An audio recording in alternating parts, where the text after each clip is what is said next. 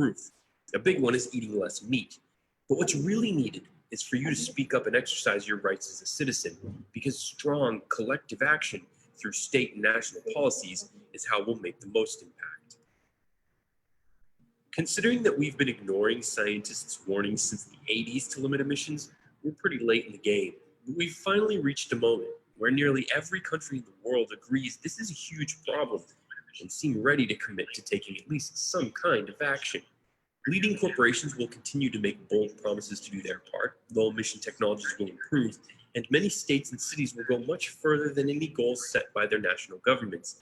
The United States, the world's biggest economy, is finally starting to move aggressively, and China, the world's largest emitter, is beginning to recognize that it needs to do the same, as many of its megacities will be underwater if the seas rise too high.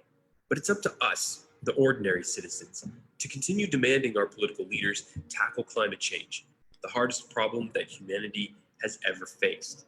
So like and share this video to help it spread.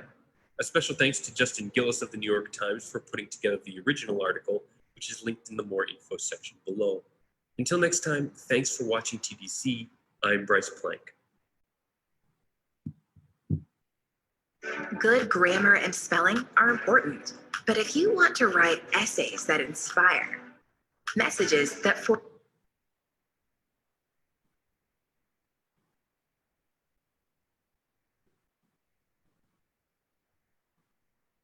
Climate change is one of the most important issues facing us today. Scientists have shown that, starting with the Industrial Revolution, our increasing use of fossil fuels is increasing the warmth of planet Earth. We are, in fact, pushing Mother Nature into new territory at a rate that she has likely never seen before.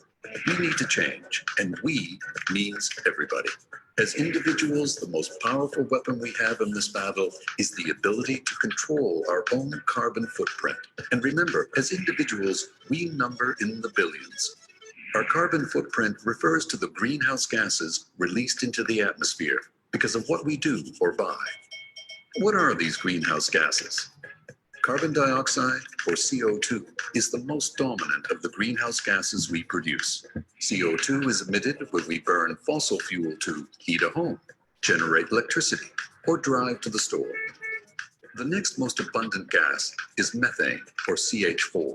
It's the main component of natural gas, but it's also produced when organic matter decomposes in an absence of oxygen, which happens in flooded rice paddies or in landfill.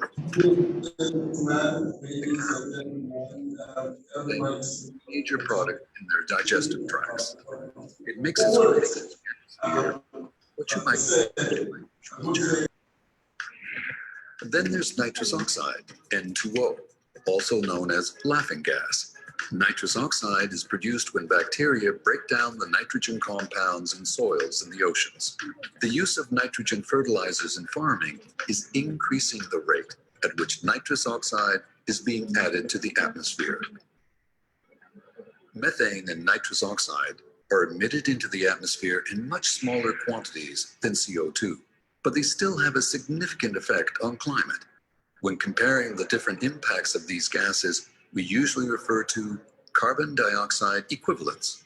This is a measure that is based on the potential that each gas has to contribute to global warming. This graph shows the equivalent amount of human-induced global warming attributed to the different gases. So we know humans are causing greenhouse gas concentrations to increase, and this in turn is contributing to planetary warming.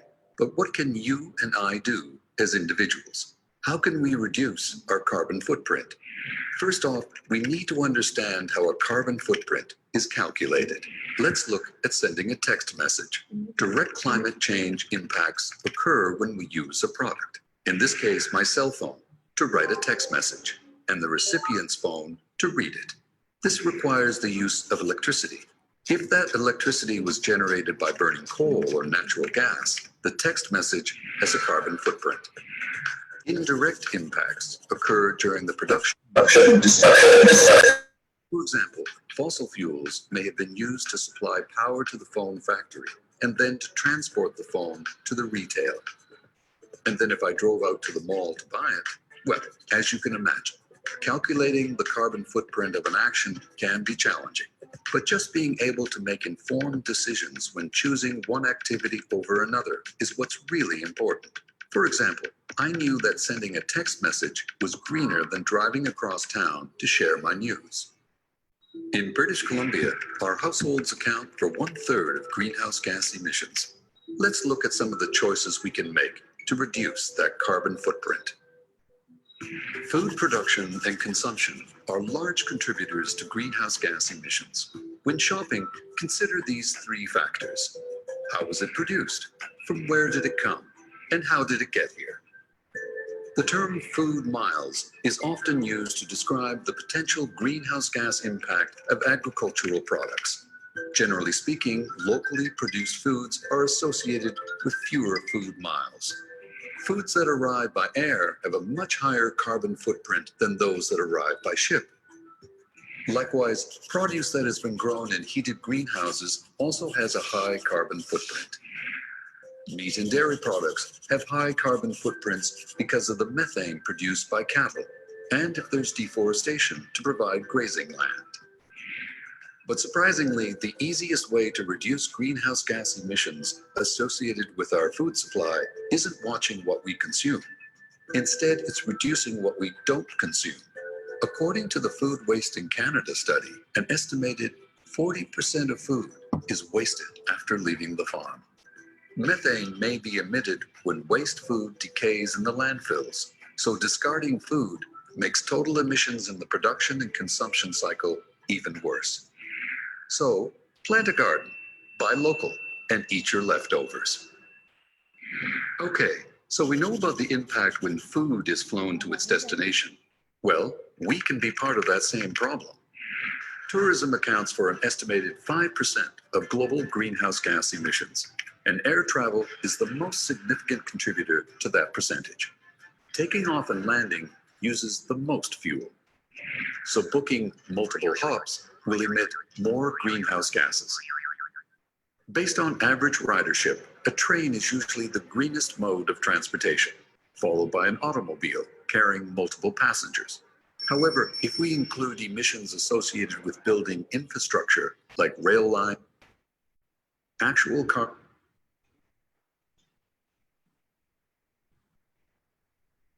footprint of a vacation can increase significantly. Transporting a family across the country or across the world burns a lot of fossil fuel and is expensive. Luckily for British Columbians, we live in one of the world's top tourist destinations. So think about pitching a tent in one of our great natural parks, or take the time to re-explore your own city. Nothing beats staycations. The carbon footprint of driving is influenced by several factors. First is the number of people in the car. Carpooling is an opportunity to save money and the planet. It even saves time when HOV lanes are available. Surprisingly, about 50% of the fuel consumed in city driving is used during acceleration. To reduce this, use the most efficient route, combine trips, and travel at off-peak times. Reducing idling time is also important. Idling for 10 minutes a day can produce 1/4 ton of CO2 emissions each year. Maintaining your vehicle and checking your tire pressure at least once a month can reduce fuel consumption by as much as 10%. When buying a car, consider its city and highway gas rating. Smaller cars, eco and hybrid versions of cars, and now electric cars are available from almost every manufacturer. Starting off on the right set of wheels can save you many hundreds or even thousands of dollars a year. And instead of just passing that old jalopy on to someone else, Scrap It BC provides incentives to move older, higher polluting vehicles off the road. And finally, traveling by transit, bicycle, or even walking benefits more than just the Earth's atmosphere.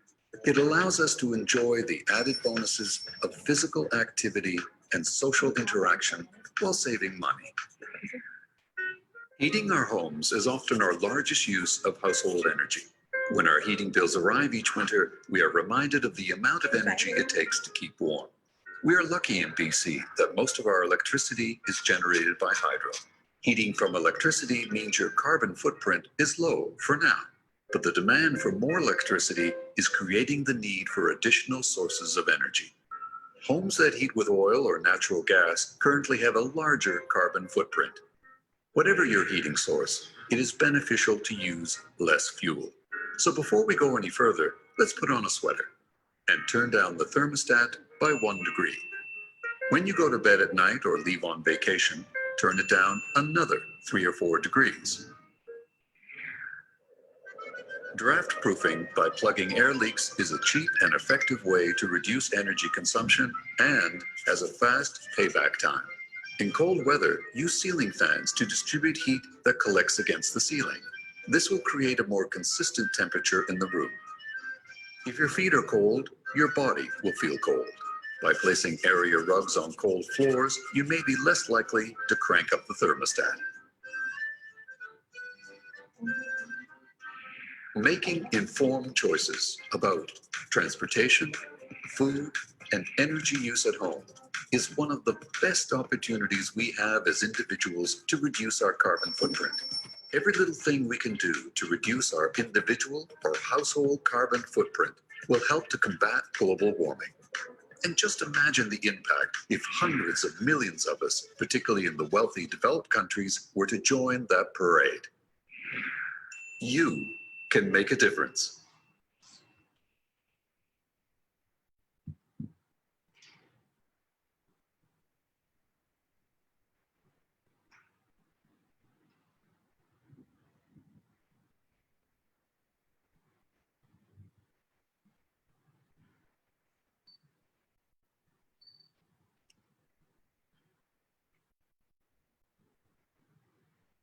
Good morning, good afternoon, good evening to all the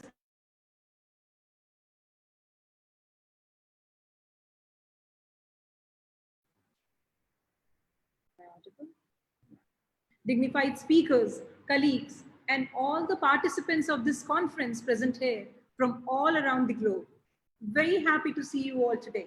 Welcome to this ICC conference, yes, International Climate Change Conference 2021, organized by the one and only, the International Internship University, one of its kind first ever virtual university where all we are actually gathered here to discuss number of issues and to resolve and connect, share ideas as well. I, Dr. Prachi Gaur, Country Director and President, Training and Development Council from India of the International Internship University, is the host for this today's event.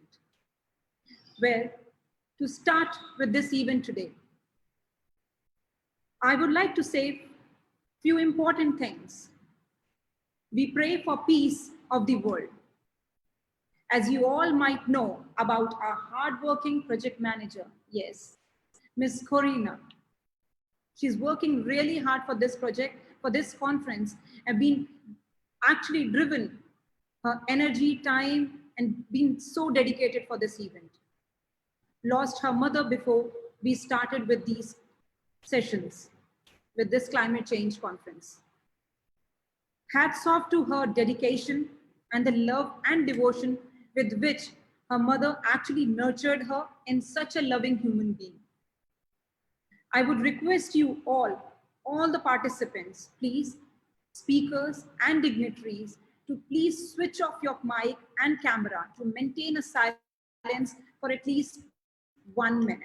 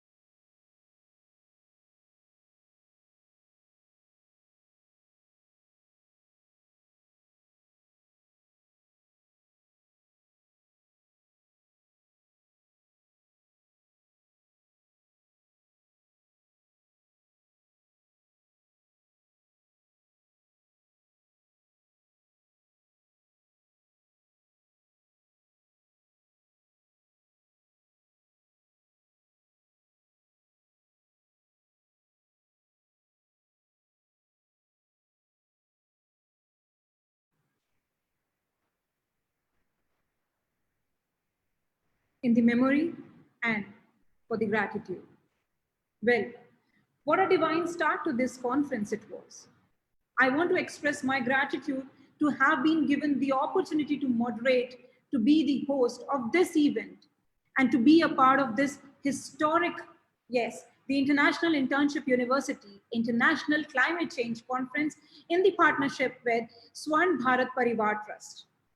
Firstly, I want to welcome our International Climate Change Conference Committee members, trustee of the International Internship University, co-founders of IIU, and our highly experienced speakers, and finally, our loving audience and all the participants. We all are now know about IIU 100%. But do you all know who all working religiously behind making this vision and mission of bringing this new era of education? So let me bring that onto the stage to introduce you among this hardworking team members.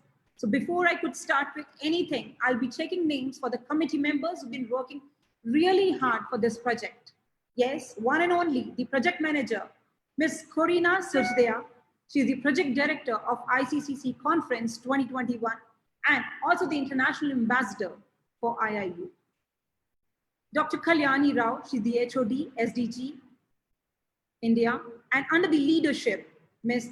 Roshni Lal, trustee, the International Internship University, Mr. Piyush Pandit, sir, founder and chief operating officer, Ms. Mona Angia from Indonesia, Dr. Satnam from UK, Mr. Stephen from Australia. Also under the advisory council, yes, Dr. Shali Mukherjee, Director of Education and Dean Students Affairs from the IIU University. Ms. Pratibha Mishra, President, International Advisory Council of IIU. Dr. Vijay S. Shah, yes, Country Head Advisory Board, IIU University. And Dr. T.P. Shashi Kumar, he's the educationist, he's from ISRO and been a scientist since long and now helping students and guiding the stars of the nation.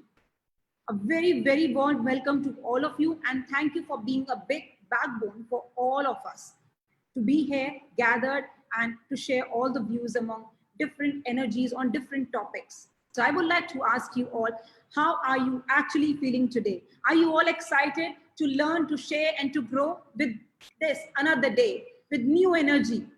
I feel that I am excited with this same enthusiasm, which I have been listening every day since last couple of days. So I would like to talk a bit about IIU, which is very close to my heart. Yes, International Internship University is actually building a better, brighter future for all young learners and committed to provide better virtual education to all the young learners of the globe. And when we say young learners, we all are young unless and until we do not kill our child inside.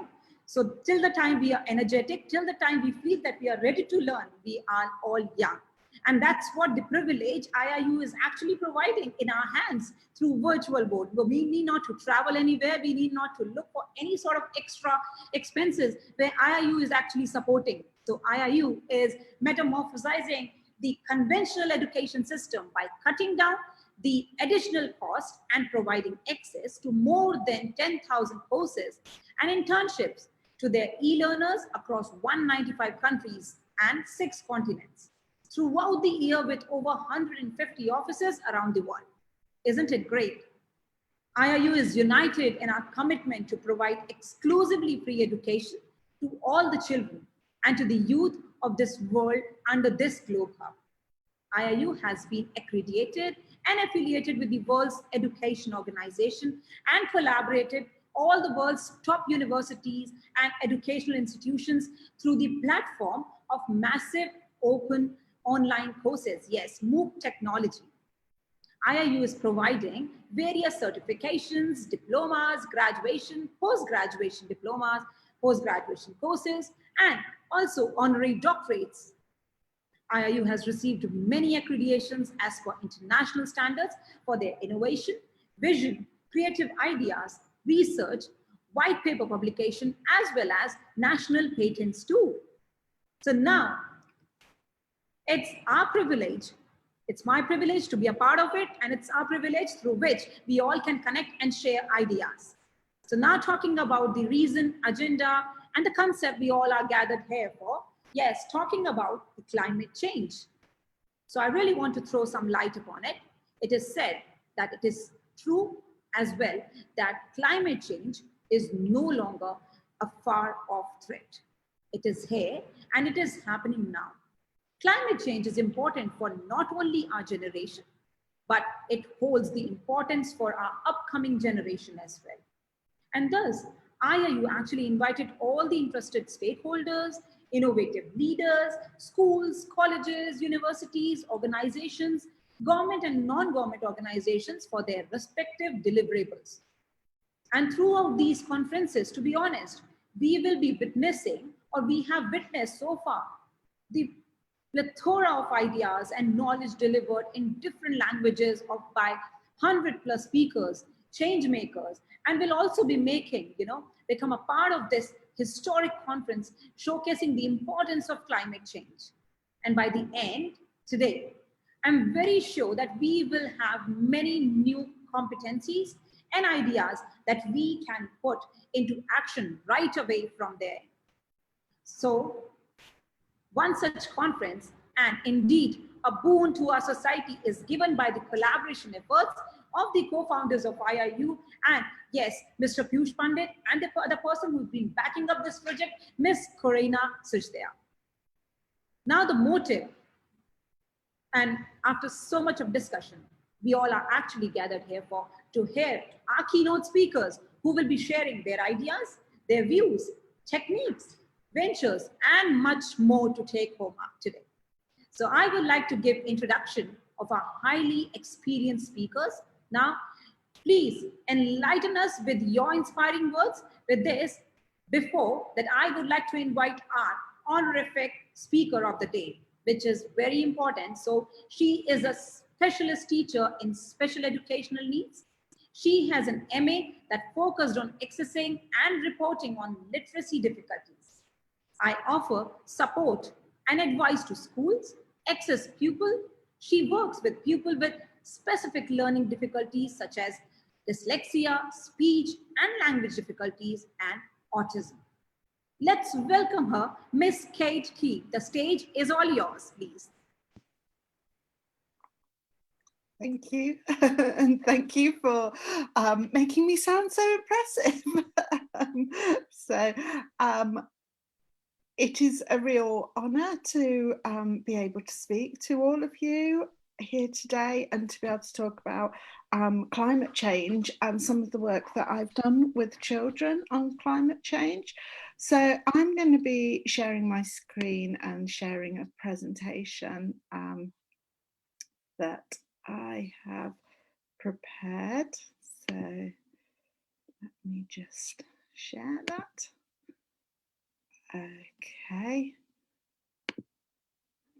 So hopefully now you can all see my screen as well. So I'm going to be talking very much about how we can encourage pupils of all ages to think about the important issues around climate change, because we know that the issues are here right now, and the only thing that we can do is to begin to start to make changes in our lives. But we've got to make sure that future generations are also aware and able to do that. And as teachers, we play such a crucial role in encouraging our pupils to actually think about this. And I want to share with you some of the ways in which I would get children who are younger or have additional learning needs that make it harder to begin to think, first of all, about how they can make a difference.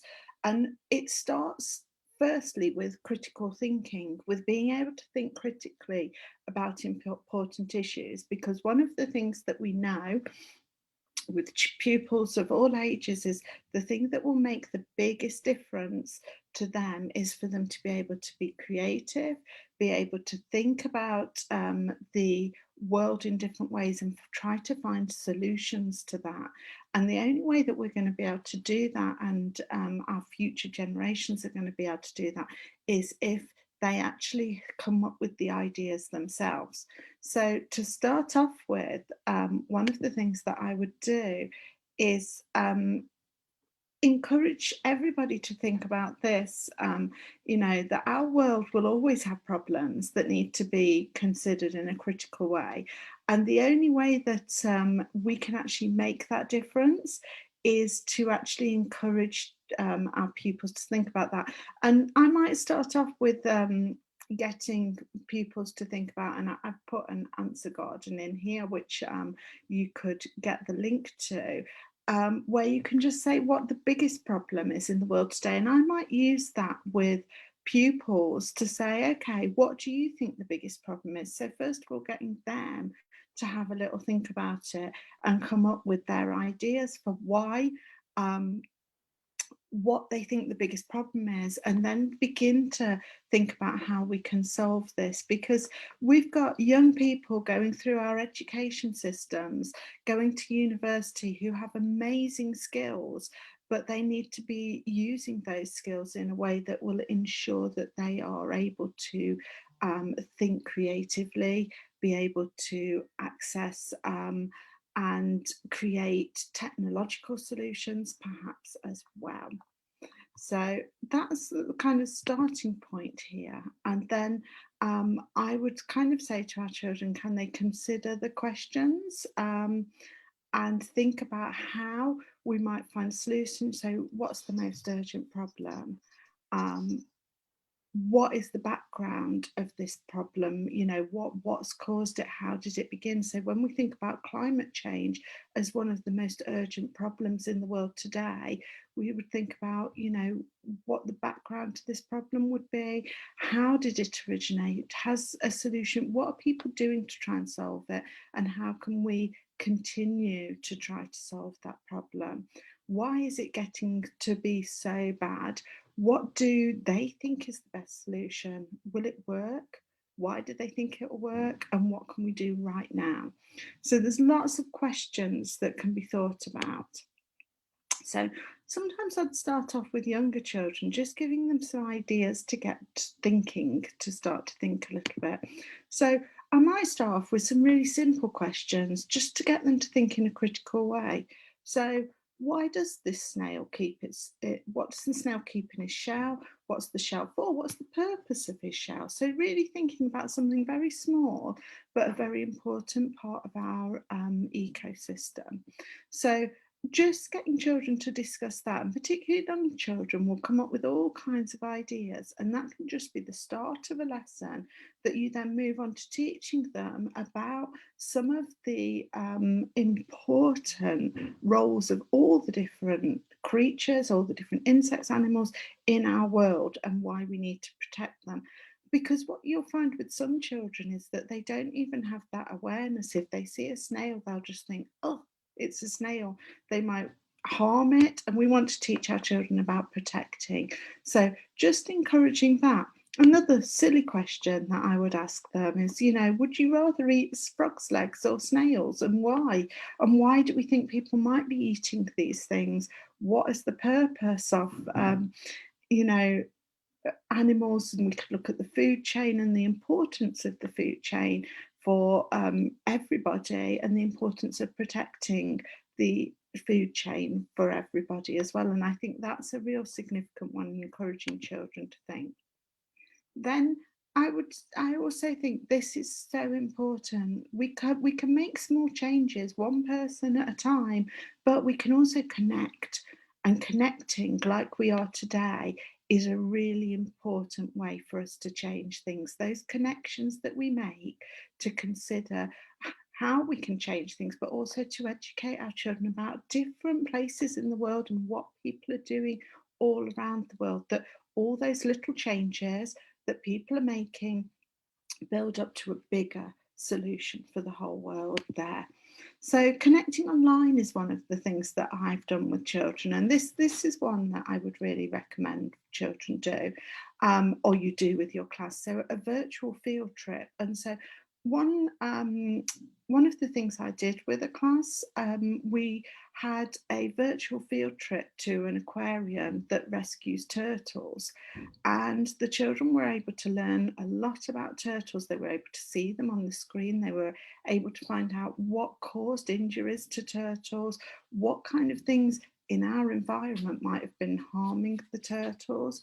And so then they were able to really think about it in a real world terms, but also to be able to see those turtles that had been rescued, rehabilitated, and think about that. And then I would take them on to actually consider the environmental damage to our oceans and to plastic and so on, and actually think about how we need to make sure that we're protecting our environment. So that was a really important one way of connecting.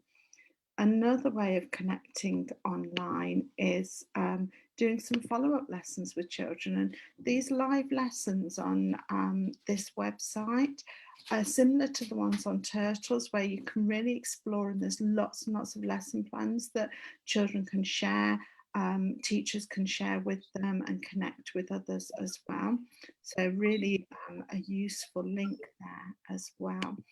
And finally, I was just going to kind of talk a little bit as well about how important it can be to really start with children at a young age to consider all the issues. And one of my favourite books, so what I've done is when we connected with the turtle sanctuary, or we connected with an elephant sanctuary as well, with rescued elephants, and then we would look at some of these books about how you know, what's happening in the world, why are there so many plastics washed up in our oceans, why are we not protecting our planet enough, and what can we do, and getting the children to kind of work through it.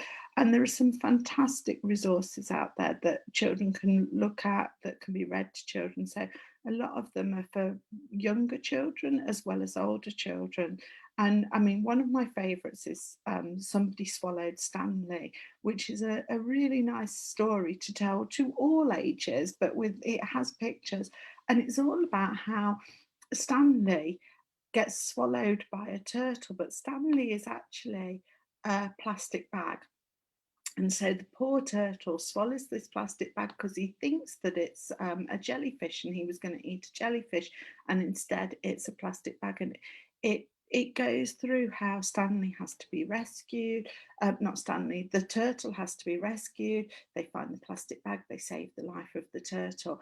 And after having a virtual field trip to a turtle sanctuary, and then being able to share that story with the children, made them feel really like they wanted to make a difference. And so then I had some children in different ways. Some made posters, some wrote about it, some wrote letters to people about how important it was to be recycling, how important it was to reuse our plastic bags, how important it was to make sure they didn't end up in the oceans. And then we kind of went back, and on this link here, Encounter Edu, they had a whole series of lessons about what plastic is doing to the environment, but also about some of the solutions that were being created by people to try to clean up our oceans. And then we talked about just the little things that could be done if you live near a beach, how you could organise going and litter picking, collecting rubbish, and all of those important things as well.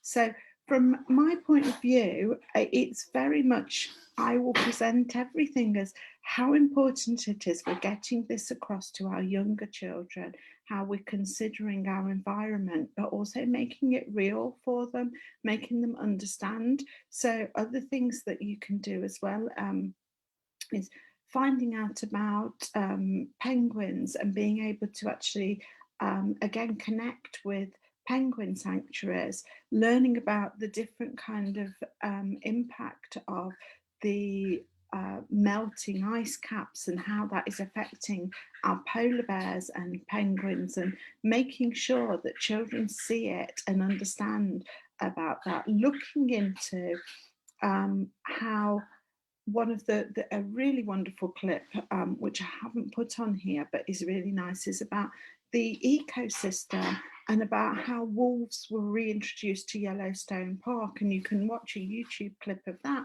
And it just shows the importance of us actually thinking about how we protect our environment, but how we also make sure that we're protecting every bit of our ecosystem, because every one of us, including all the animals, plays a role in the way that the world is protected, and we need to be doing that. So I would strongly kind of recommend, one, connecting with others, and two, the use of stories and books and ways of creating that empathy in our children.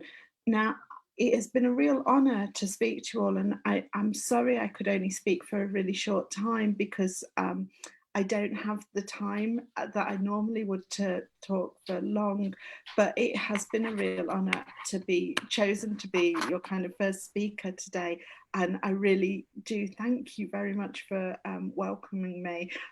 It's very difficult because of the time differences, because I am actually just on my very short lunch break at the moment, and have to go back to work. But thank you very much, and you know, I hope that I can join with you more on other occasions to talk and share ideas. I'm going to stop sharing now, so thank you. Thank you so much, Kate, for your wonderful views. And definitely the virtual education is the new energy for today, and is also a new tomorrow where we all share ideas and concepts. So certainly your viewpoints, and with the great amount of gratitude, yes, from the International Internship University, that you take out time today and accepted our invitation to be here. Thank you so much once again. Thank you very much. And I do have to go because I have to get back to work, but I hope that the rest of the conference goes really well. So thank you very much. Well, moving further with our next speaker, Magdi Abdul Ghani from Abdullah. He's a consultant in the field of training and management principles and the development of a school management guide in the Man Ahya NGO. He attended and completed a lot of conferences and also certified into a number of related social welfare conferences from UNESCO and disparities. A very, very warm welcome, Magdi. The stage is all yours, please.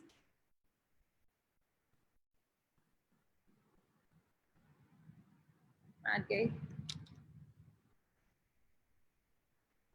You need to unmute yourself.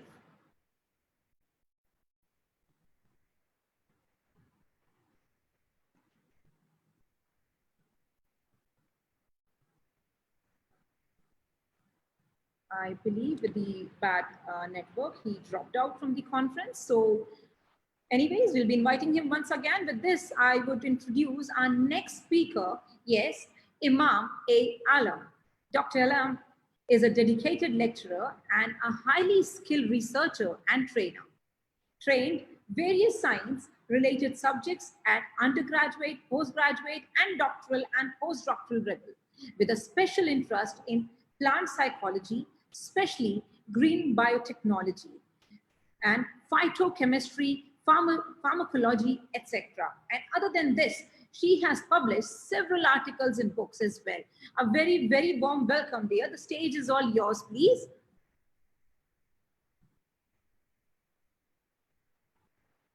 Imam, you there?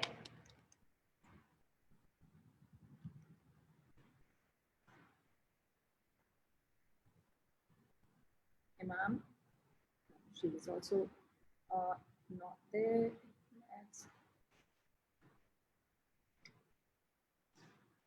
All right.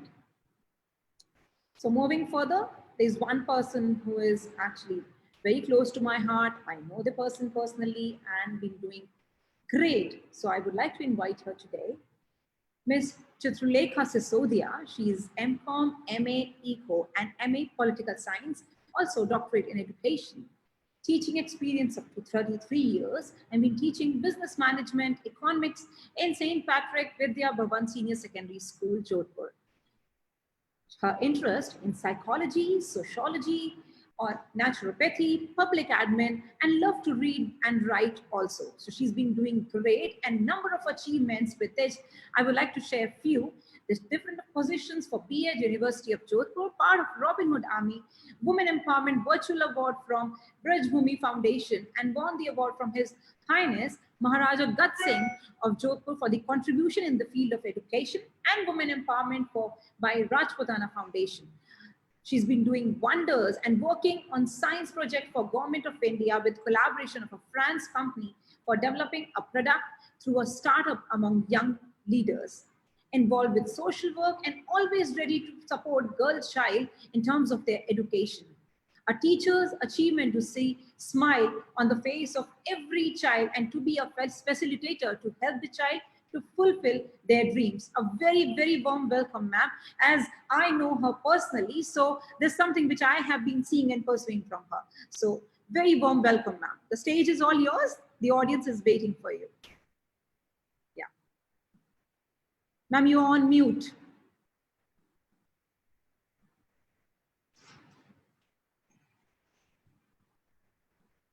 Ma'am, you are, yes, ma'am. Am I audible now? Yes, you are. Okay. So first of all, a big thank you to all the organizers, especially Piyush Pandit sir, Ma'am Prachi, and all the team members who have been putting their heart, mind, and soul so sincerely for this platform. And I have been a part of many of your sessions, attending them with an intention of learning so much from all of you. So I today feel really honored and privileged to be a part of this session and this platform, where it is really a matter of concern at the international level that what is the human impact and responsibilities on climate change. Now we all are living on this Mother Earth, which is a gift of nature to us. And same way nature has given us a lot of gifts. So now what is our duty? Our duty is to maintain it in a proper way, not to disturb the ecological balance of the nature. But we are doing it. And I hope everybody agrees to it, because the environment where we are living, that is made up of human beings, animals, plants, and many more things. So if there will be any kind of imbalance among any of these, that is going to create a problem ultimately for we people as human beings. And we are disturbing the environment. Due to that, the climatic changes are happening. And if they would have been good changes, we all would have enjoyed it. But the matter of concern or worry is that these climatic changes are not taking place in a positive way, rather they are harming us. And not to one person, everybody, whether you take America or India or Japan, every part of this world is affected with the climatic changes, and that too in a very negative way. Now, if we take the burning fossils, fuels, releasing chemicals which are being released in the atmosphere, which are reducing, we are reducing the forest cover, rapid expansion of the farming. If it happens in a positive way, farming is developed in a productive way, giving us good result, that is okay. But we are bringing in too much of technology. We are making use of chemical fertilizers, insecticides, just to increase the productivity. But that is harming us, indirectly or indirectly. Rapid industrialization taking place. We are feeling very proud and happy that, okay, our country is industrialized. We are having latest technology. But at what cost? At the cost of disturbing the ecological balance. Due to this, there is a change in the balance of climatic system, and we human beings are influencing it a lot. The temperature of the earth is increasing day by day, and that's why we feel every time that there is requirement of all these electronic tools or electronic machines. We cannot sit without a minute now with the air conditioner. We remember those days when we were the children or our childhood where we never had all these things. Or even some people had, we enjoyed playing outside. But now everybody want to sit inside the house, want to be in the cool temperature, cool atmosphere. But how it is harming our body, that we are not able to understand. We may be understanding it, but not that seriously. And that is why such all health problems like COVID-19 is taking place, and we are finding it very difficult to fight with our poor immunity. If we take other side of it, the cyclones, the heat waves, desert, famine, flood, this is all disturbing the lifestyle of human. And we do not have any right to disturb the nature. And the climate changes are the consequences of all this, which we all are observing. Smoking is increasing the cancer.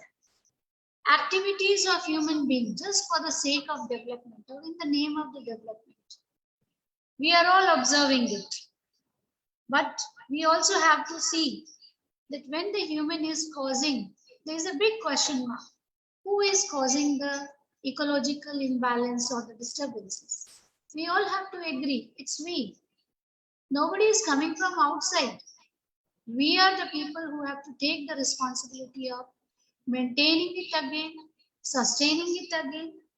And we do not have to be that selfish that, okay, we are living right now, so we should consume everything or we should not bother about the climatic changes. We have to think about the future generation also, where that is how we can have the sustainable development. Now to check the purity of the air, sea, land, we have different methods and tools. And all these things make us to reach to the conclusion that it is because of our motives and greed where we want to have more and more for us. All this is happening in the form of negative climatic changes. Now this all can be improved by developing good habits among the children from the childhood only. As the ma'am just now in her discussion or session, she spoke very well, and she said that how we can groom the children in a beautiful manner to make them aware about the climatic importance as well as the importance of the environment. Technological advancement is being done. Okay, fine, we need to do it, but at what cost? A big question mark again. Is it helping us or is it destroying us? We need to see. No one has got the right to destroy the nature because nature is there to help us. And if we cross that limit of help of the nature, then it is definitely going to blast one day. And that blast can be in the form of volcano, it can be form of cyclone, it can be form of the storm, it can be in the form of flood, and that brings devastation everywhere. So we need to check this limit, and for that it is not one man's job. It's really very good that you have taken up this issue at this international platform where we are going to connect to so many people, getting so many ideas, and we all can work on that. And we have to all simplify our life. We are feeling very proud and happy. Okay, we are getting technologically advanced. That is good. But we need to also check that how we are doing the treatment of this climate, of Mother Earth, all these natural resources. Are we treating them properly or we are misusing? Usage is good, but there should be no kind of misuse or destruction of any of the resource given by the nature to us. I understood the importance of this when I was a child, I was a student, I used to study a lot. But that is all theoretical study, theoretical part of the student's life. But I understood it practically very well Then once I was very sick, and due to my ailment, I tried many things, advanced technology, I underwent advanced machines to detect what has happened to me. Finally, when I went to naturopathy, there I got connected with the nature so closely, and I understood that how nature plays an important role in our life. How with the minimization of the needs, we can really live a healthy lifestyle. And that can really bring a positive change in the climatic conditions. I understood about the nature, the temperature, inside, outside, the oxygen level, the toxins which disturb the whole environment. Definitely they disturb our body, but outside environment is also full of lot of toxins in the form of the poisonous gases. So we need to think about it in a very creative manner. For that, we have to generate the ideas, skills to be developed among everyone, and smoke and automobile. These are connected very closely to each other. So we need to see that we have to make some such kind of automobiles which release less of smoke. Then in industries, proper system has to be there to eliminate the smoke and the poisonous gases. In every house, we have a lot of electronic items now. Now, do you think these electronic items are not releasing any kind of harmful gases for us? Definitely. So we have to be careful about that. Then we need to now grow more plants. We have to grow the gardens.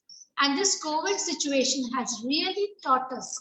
Personally, I have experienced it that in every house there has been a mini kitchen garden. Why people have done this? Because they have understood the importance of having the pure thing in their life. Maybe fruit, maybe vegetable, plants. And that is how we can provide a healthy atmosphere for the animals who are surviving equally with us on this earth. If we are polluting this environment, definitely it is going to disturb those animals whom we require for our survival also. So these are all the things which I have experienced personally. This is not that I have read from somewhere or like that, but I have experienced it, and it has been a topic very close to my heart. And I seriously feel about it that as a teacher, what can I do? I can definitely inculcate good habits among my students, encourage them to be connected more to the nature and to understand the climate and the changes which are taking place, which has become the need of the hour. Once I met Mr. Srinivasan, who came to Jodhpur, and he took a very big project of cleanliness of Jodhpur. Before that, I did not know many of the things, but when I came in contact with him, I understood that all this garbage which we are throwing is a black gold, and how we can minimize this garbage by segregating it into the wet garbage and the dry garbage. Because there are certain things which are very harmful for the atmosphere, for the environment. And that is how, when we come in contact with different people, every person teaches us something or other thing. Then the different type of automobiles, cars, aeroplanes. So we should definitely try to use such means in our life to live a healthy life, which help us to make our life simplified. Like if I have to go to the office and 4 of my colleagues also have to go to the office and we all are going from the same area, why not to have a pooling of the car instead of going on in the individual cars? We have so many other ways of making the climatic condition change, and nothing is impossible in this world. I believe in one sentence, that is, it is said impossible, but I say it is I am possible. So if I take an initiative, being the agent of change, I can definitely make a difference and bring a change with the help of my team members and my students. So I really feel very happy to be connected to all of you, and I am happy that I'm going to learn a lot from all of you, which I'll be using for the benefit of whatever is possible for me from my side to bring the climatic change. And thank you, Prachi, once again, and to Piyush Pandit sir for giving me a wonderful platform. Thank you so much, Chitralekha ma'am. And as you always work for the society, and with this, you've been working on climate change. So we are obliged and happy to have you here because you've been working on this uh, area since long. And with all your ideas, concepts, with this black box, and where to shift the garbage and the areas and concepts that you have been sharing with all among your students and with us on this stage today. We are very, very, very happy, and thank you so much once again. Moving further, with a great personality, well, we all know him. We have been listening him since long. Yes. Our next speaker of the day, without wasting time, yes, Mr. Euphoria Osiholo Charles, our continent head of Africa. If I start with his profile is almost more than 14 pages long. So without any delay, I would like to invite our IIU's beloved, sir, the stage is all yours, please. We would like to hear from you and with your introduction. Charles. Thank you very much, my honorable moderator. You have been playing a nice role, and God will reward you. And I thank God for Mr. Piyush, our doctor, so humble, very refined, very dynamic leader who knows the heart of every soul. And I thank God for God being with him, together with every co-founders, all the team workers, every one of us, all the participants. I thank God for every one of us. God has been helping us a lot. And God has been giving us the grace to do what we are doing. If not God, we can't do but nothing. So I need to appreciate every one of us. Before us today, we have what we call human impact and responsibility on climate change. Human impact. That means, what are those things we do that is causing this climate change? What are our responsibility to do so that this climate change will go? Actually, when we talk of climate change, when we talk of human, we never created ourselves. It is someone that created us. Who is that person that created us? It is the same God who created me and you into this world for us to come and enjoy these beautiful things he has given us. And these beautiful things now is creating problem to us. The same God we are going to rush to. God, what are we going to do so that this problem will go? Just like when COVID came, nobody prepared. Now, we are now preparing our own machinery, putting everything in order so that we can be able to survive the heat of time. So it is now for us all to now give God back everything we are doing because he has given us this enjoyment. He gave us all these things that is causing promotion now, that is making this climate to look otherwise. So most people will think that, be thinking that probably it's a political plot. No, it is not. No human being created this health. It is only God that created it. As far as God created this world, created this health, it's the same God that will solve this situation. So we must do something. There are certain things we must do so that everything will come to who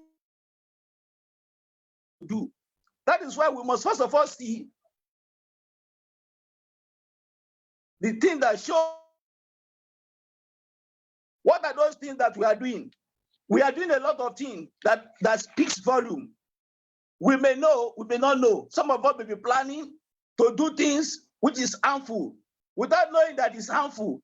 Probably ignorantly, just to gain self-satisfaction, just to gain popularity, just to gain whatever thing. But it's causing a lot of havoc. Human impact on Earth includes the following: forestation, desertification, global warming, invasive species, and over-harvesting. The activities we do as a human being, leisure, we want good things, we want to enjoy, we want to look good, we want to look fine. We want to ride a lot of cars. We want to ride different cars, 20 cars. We want to have them all. We want to entertain people. We want to do all those things. All these things have significant effects to our climate. We want to go for recreation. We want to do exercise. All this has effects. Wow. That's a great effect, which we need to know, and we work towards it so as to make sure that we move, we fetch ahead. Why are we doing these activities? We are doing this activity because we want satisfaction of our wants. We want satisfaction of our wants. Yes, our wants is unlimited. It's unlimited in number and are diverse in character. In that characteristics manner is what we want to look at now. How are we doing it? When we say we want this thing, what are we doing? How are we approaching it? How is our character like? We want all these things because we need direct service. They are direct service to us, to satisfy us, to make us happy. And making us happy causes a lot of effects, which I thank God for all the speakers who have been saying for the past how many days now, 5 or 6 days, even 20-something days, 17 plus 5, almost 22 days now. Thank God for all the speakers. They said a lot of things, but we are going to say something that will move us, will make us to act fast. Activities that destroy the ecosystem. There are certain things that destroy ecosystem. What are those things? Agriculture, forestation, overpopulation, overconsumption, plastic production, emission of carbon dioxide and other greenhouse. This thing destroy. Destruction of the reefs, production of black gas, carbon. When we talk of destruction of the reefs, what do we actually mean? By upsetting the natural flow of nutrients and energy that support plants and amount in the marine world. Those things that we give our plants power, give our plants our soil power, we destroy them. How do we destroy them? We want to have good things, want to have building, want to cut it down, want to fashion it, make it to be a fancy place, without knowing that it's affecting us greatly. Other impacts, as a human impact, we look at overpopulation, we look at pollution, we look at burning of fossil fuels and deforestation. These changes are listed. Follows and causes a lot of havoc, like climate change, like soil erosion, like poor air quality, like undue. Good human impact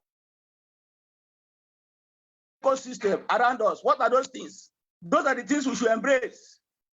Recycling, establishing the World Trade reserves and parks, creating green open space plan, doing reforestation, and creating environmental regulation.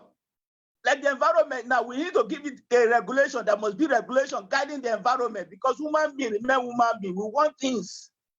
There must be restriction. There must be some guidance. There must be something we need to put in place so as to protect it. Otherwise, we abuse it. There are 11 ways human impacts the environment, which I already said earlier: overpopulation, population, global warming, climate change, genetic modification, ocean acidification, water pollution, and deforestation. These are the things that actually cause overfishing, caused by reduction of biodiversification. And also, millions of people rely on fish for protein. We want fish, yet at the same time, it causes a lot of havoc. Acid rain. When the rain falls, it accumulates in water bodies and are harmful to lake, to water, and to ground of the acids and start affecting the soil, changing the leaves, at the same time killing all the necessary forests that's supposed to give us protection, that's supposed to give us happiness. Kills them all because of what we are doing. Note, in the area of population, we will always depend on coal and fossil fuel for energy. Therefore, the larger the population, the more fossil fuel will be used. Fossil fuel, e.g., like oil, like coal, result in copious amounts of carbon dioxide into the air, threatens thousands of species. A lot. By the time all those things come to the air, it causes a lot of havoc. Before you know, it will be harming the environment, making the ecosystem to the ecosystem will now the increase of CO2 level and cause problem to the environment. All these things are there, which we only want God to help us out. Because we are the ones doing it. He created all these things. He needs to help us because we don't know what to do. Just like we have not been crying for God to help us when the COVID came. And COVID came now, look, a lot of people have gone. But I'm telling you now, the same COVID, God is going to take over. That is why all of us must surrender ourselves to God so that God will be able to protect us from this COVID. Irrespective of, human being, remain human being. By the time they see something trying to cause commotion, they will just do it as if there's no God. There's always God guiding every situation. We want to claim that He created every one of us. We must give account and we must report to Him. My dear friends, we look at the climate change closely connected to historical development of industry and technology. Yes, industry, a lot of technology. We want this one, we want cars, we need a lot of things. We want technology, scientific to do whatever, science to do this, do that for us. But at the same time, we must be careful telling that science that is doing all these things that we need so thing, we need electric, we need so thing. This is how you should do it. Our environment will make us to be happy and be fulfilled. Ecosystem changes when there is poor air quality. If air is not coming, like the trees we plant, we are telling ourselves now to plant trees, to do a lot of things that will make us to be fine. Trees, flowers, plant a lot of fruits, plant fruits around you, not just only tree alone, plant fruits, a lot of natural things. We are not to be using chemicals, using all those things that we naturally, like all these fish we are eating, some of the fish that are polluted, people use a lot of things. Those big things, we should not run over them, go towards them. We should try to take things that are done naturally, not to mix chemical, not to mix everything. They pollute the system, make us to be unhappy, make us to be uncomfortable, and brings a lot of rise in temperature. When such happen now, it will lead to what? Increase of asthma, cancer. Rate will also be affected. This is what is causing all these things because we want to be happy, process of happy. Every food we buy, every food we buy, we must make sure we ask God to take control. People prepare it. It's always good we prepare ourselves. That is why we have been told that to plant trees around, fruit around, so that we eat it naturally, so we will not get infected. All these things causes a lot of commotion, a lot of whatever. The same thing, we look at the ozone layer. Without ozone layer, what will happen? We cannot walk, we cannot do anything. Ozone layer has been so helpful to us. Yes. So what are we trying to say? What we are saying is that we should try as much as avoid chemicals, avoid all those things that will cause damage to our system. Ozone layer absorbs harmful rays that will cause problem to the health of all walk of life. So what are we saying? We are also telling ourselves that there are certain things we must look at. There are certain things we must look at so as to make sure we are happy. What are those things? Fight to climate change. Our effort as women is to drive climate change, and it's a key driver of biodiversity collapse and species extensive. Cause of temperature change is human activities. We have released large amounts of carbon dioxide and other greenhouse gases into the atmosphere by burning fossil fuels to produce energy. The result of this has caused what? Global warming, including rising ocean,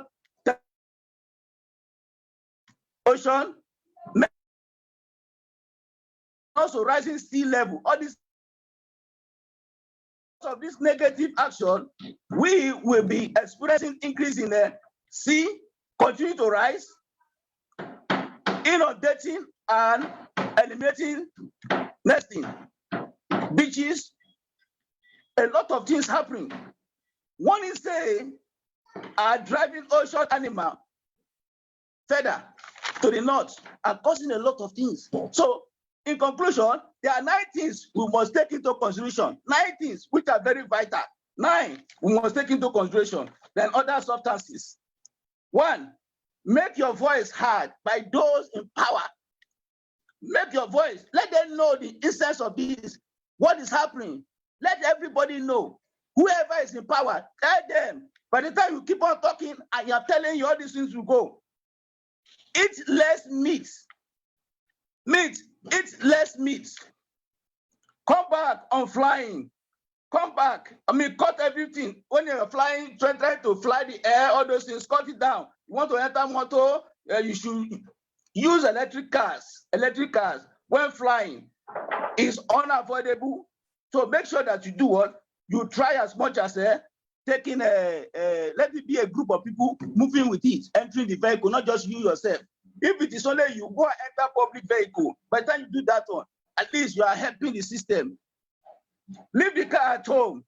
Reduce your energy use, your bills. Reduce it. When you're not at home, try to off your lights. Everywhere, your television, when you off everything. You don't need to be watching 10 televisions here and there, every room has television. You try to reduce all those areas. You try to respect and protect green spaces.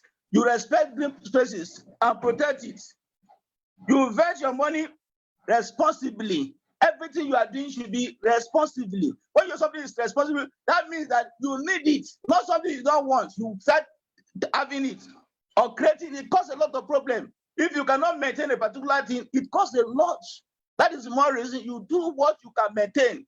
Work within your space. Don't work with another person's space. Using another person. No. Everything has to do with moderation. Doing things calmly, gently, simply, intelligently, wisely. Use all those areas you do. So as not to pollute the system, because your attitude, your negativity pollute the system. We need to be positive in everything that we do. Having positive mental attitude. Because every negative attitude we bring in, anything that is not okay, it affects the system. If everybody is doing this one, doing things that are not, tell me, how would the system be? Everybody will become a mad person. So we don't want people to be mad. We want people to be intelligent, use your brain, use your reasoning, think very well. Because if you don't think very well, it affects the system. Before you know, other people sees you. Before you know, person of whatever, when you are being aggressed, you will pass it to another person. The other person will pass. No, you don't need to. Whatever thing will make you to be aggressive, stop it. Make it, just go and sit one corner or think over it. Don't just use it, because the action, the negative action you take affects. Let us all that will make people happy. As food will not cause hypertension, will not cause you sickness, will not cause you pains. Before you know, whatever food you eat, you see everything shining in your body, you look fine. By the time you are doing anything negative thing, it pollutes the system, it causes a lot of havoc. Cut down consumption and waste by refining, by repairing, by doing what? Donating. If you have excess money, you don't know where to put it, you donate much. But if you don't try to donate little you have. Donate. Whatever thing you are doing, when people are doing something, donate. You don't mean that you don't have. Everybody don't have. If you say don't have, nobody has. We are all managing. As far as we are managers, we should manage. You should donate. Some people, they find it difficult to donate. You must donate if you want the system to be good, except you don't want the system to be good. Everybody wants the system to be good. So let us donate whatever little money you have, donate it. That's what they're trying to say. Talk about changes. We should always talk about it. Anywhere we go, talk about every environment. By the time everybody is not positive, thinking in one way, you see everything will be fine. Everybody will be happy. When everybody is happy, things will go normal. All these changes, all this wahala that will come, that they are trying to plan, the scientific people are trying to look at coming in future, everything will die off. You see, everybody will be happy. All this will not come. But everybody, you are thinking of yourself. You are doing things the way, just doing things without being organized, doing things anyhow. It will affect the system because it will bring about pollution. Everything we use as our consume something, they are all what they have the carbon footprint. That is the more reason we must do things very well. Every action has carbon footprint. So we must do things that carbon will not be, it will be low, it will not be so spread that will cause commotion to everybody. When it comes to commotion, anxiety will come, sickness will come, worriness will come. That's why people are dying, having sick. It is the tension somebody gives you. It is the pollution of people's sweat that causes sickness. A happy life. That is what we are driving at. 2030, everybody should be happy. If you are happy, tell me, why won't you be experiencing heaven here? Everybody like heaven. Why won't you be experiencing it? But when everybody took ahead, everybody, you are only your own. You are running after what you have not even seen. You have not even seen at all. You are running after it. Tell me, how will you see it? When you will see it, you will not see it. Even you will pass it, Papa. You will pass it. You will not even see it. So what are we trying to say? We should be positive in everything we do. All this is be positive mental attitude, be positive, always be positive. Avoid single use of items and fast fashion, and try not to buy more than you need. Try to buy things so that other people will see to buy. Not when you want to, because you have the money, you buy everything. And other people that want to buy now, you will see, they'll be buying it at a very expensive one, causing commotion. Tell me, such people, by the time they take it on, they'll be praying. Whoever that does this thing, without knowing that you are the one that is causing it because of the money. If you have money, go and donate. Go and make people happy, not to have it within yourself. It causes a lot of problem in the ecosystem. So your action, my action, everybody's action is the one polluting the system now. So we don't want that pollution. We want to do this very well so that everybody for second hand or quality item that lasts a long time. Shop around. If you have material that a cloth that you cannot use, give it out. Let people buy it. People are ready. They need that cloth. Not you. You will go and burn it, or you go and no, give it out. Give that cloth out. If it is second-hand cloth you can wear, go and buy second-hand. If you want to buy expensive one, buy it. But not to buy it to the extent that you cannot, you don't need it. You buy what you need, so as to make other people to buy what they also need. Not to buy it and put it at home, and you will not use it for the past 1 year, 2 years, you will not use it. You are causing commotion. It causes a lot of havoc. Conservation. We need to do what? We need to let people know about what we are doing. Just like I'm saying now, I'm speaking now, people are hearing. Let us go and impart it to other people. Go and tell people, let people know. Create your own green spaces. How do you create it? In your local area. Try to let people know. If you have a pond, try to have a pond. You have to have a garden within you, a community garden. Join people. In your local area, try to join them. Let people try to liberate them. Without gathering, without missing what people, let them know. Teach them all this area. Impart it to them. You are imparting knowledge by IIU, teaching us all this area. Let us go and impart it to other people too. Invest on renewable energy sources and will save you money in bills too by switching energy supply to green tariff. Look at that. We must buy things that are low carbon, not things that will be so high. Want to make every house to be bright, everywhere to be bright. Why you can go and buy a small low something so that we not consume that whatever. And before you know it, it causes a lot of problem. Turn off lights and appliances. To be open everything, not to make fasting here and there. Those your fashion you are doing, all those fasting you are doing, is causing commotion to the system. We don't want that. That's why we are not talking. Your light bulb, when you are lighting, when you are driving, switch off the energy, switch off the engine. When you park, switch it off. Some people, they will not park, they will put it on. When they are buying whatever foil, they will put it on. It's wrong. Such is not good to the system. Make sure the tires are fully pumped and that the oxygen sensor are in good order. The tire. Let us look at it that it's not to carry a tire that is not full pump. Before you know, cause commotion. Before you know, accident will come. Some assault, all those areas. We are not checking our tires. All this is causing. Before you know, another person who is not also conscious like you hits before you know everywhere. Problem here and there. We don't want it. So as to improve the car for.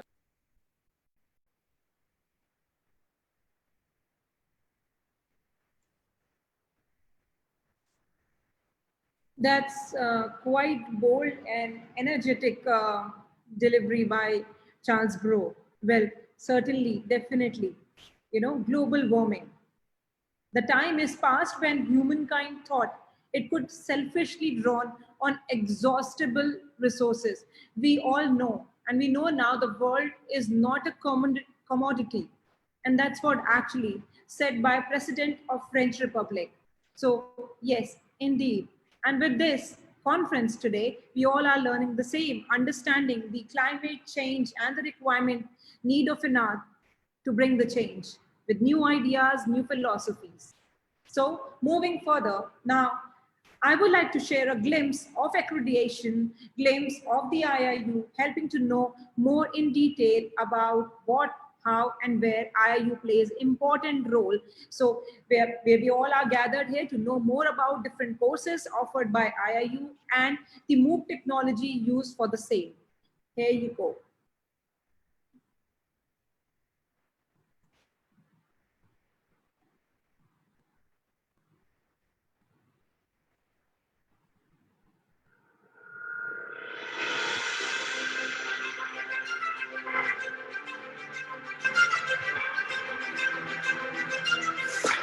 What is education?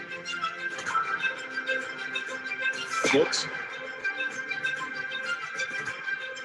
Classes? Teachers? Schools? No. Education is not that. It's beyond this. Education is a term that we have grown up listening to since we were kids. Right from the beginning of childhood till this very moment, we have been surrounded by education and its need and importance. A luxury for the rich, a necessity for the bread earner, a dream for the underprivileged, an aspiration for the suppressed, a distant reality for the inaccessible. The primary objective of education is to impart knowledge.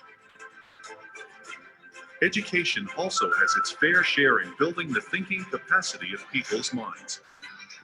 Hence, education supplies people with knowledge and facts and also encourages them to integrate that acquired knowledge into practical and professional lives by necessary training.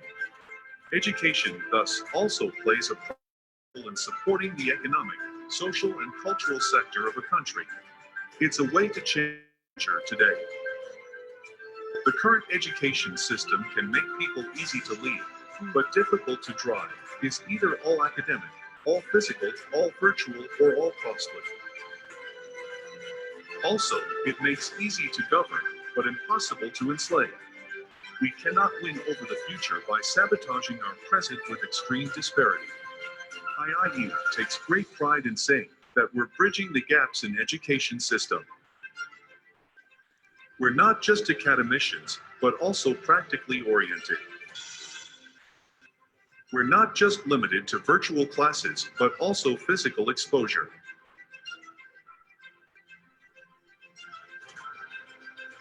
We do not dig a hole in the pockets of the students and their families. We're everything that traditional education hasn't been. IIU has already implemented and promoting the MOOCs technology. When we talk about MOOCs technology, it stands for Massive Open Online Courses.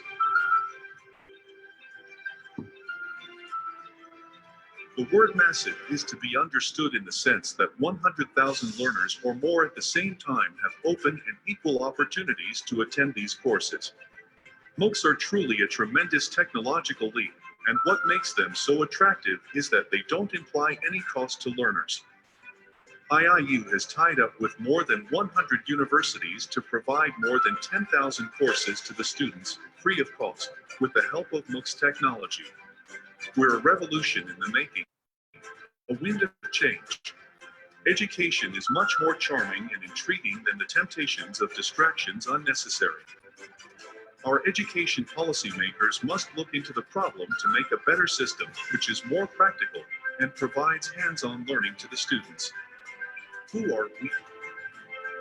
The International Internship University is a virtual university with state-of-the-art curriculum, real-life industry exposure, amazing student attention, learning-oriented resources, and most of all, a commitment to make the world a better place. Why do we exist? We exist to fulfill the necessity of the bread earner. We exist to help underprivileged achieve their dreams. We exist to fuel aspirations and accessibility. We exist to provide everyone the luxury of being capable of changing the world. We really do exist to ignite young minds and make them the torchbearers of tomorrow. For a better future, for the legacy of everyone who's left us, for the hope of everyone who's yet to come, and for the growth of everyone who walks this beautiful planet. We invite you to join our world-class educational team and platform with an altruistic dedication to creating the future. The change is so big that it would potentially impact millions across the world. Millions of children and youth around the world cannot wait any longer. Please join us in our effort to create the virtual learning generation of IIU. We're IIU, we're change. Welcome to our world, a new tomorrow.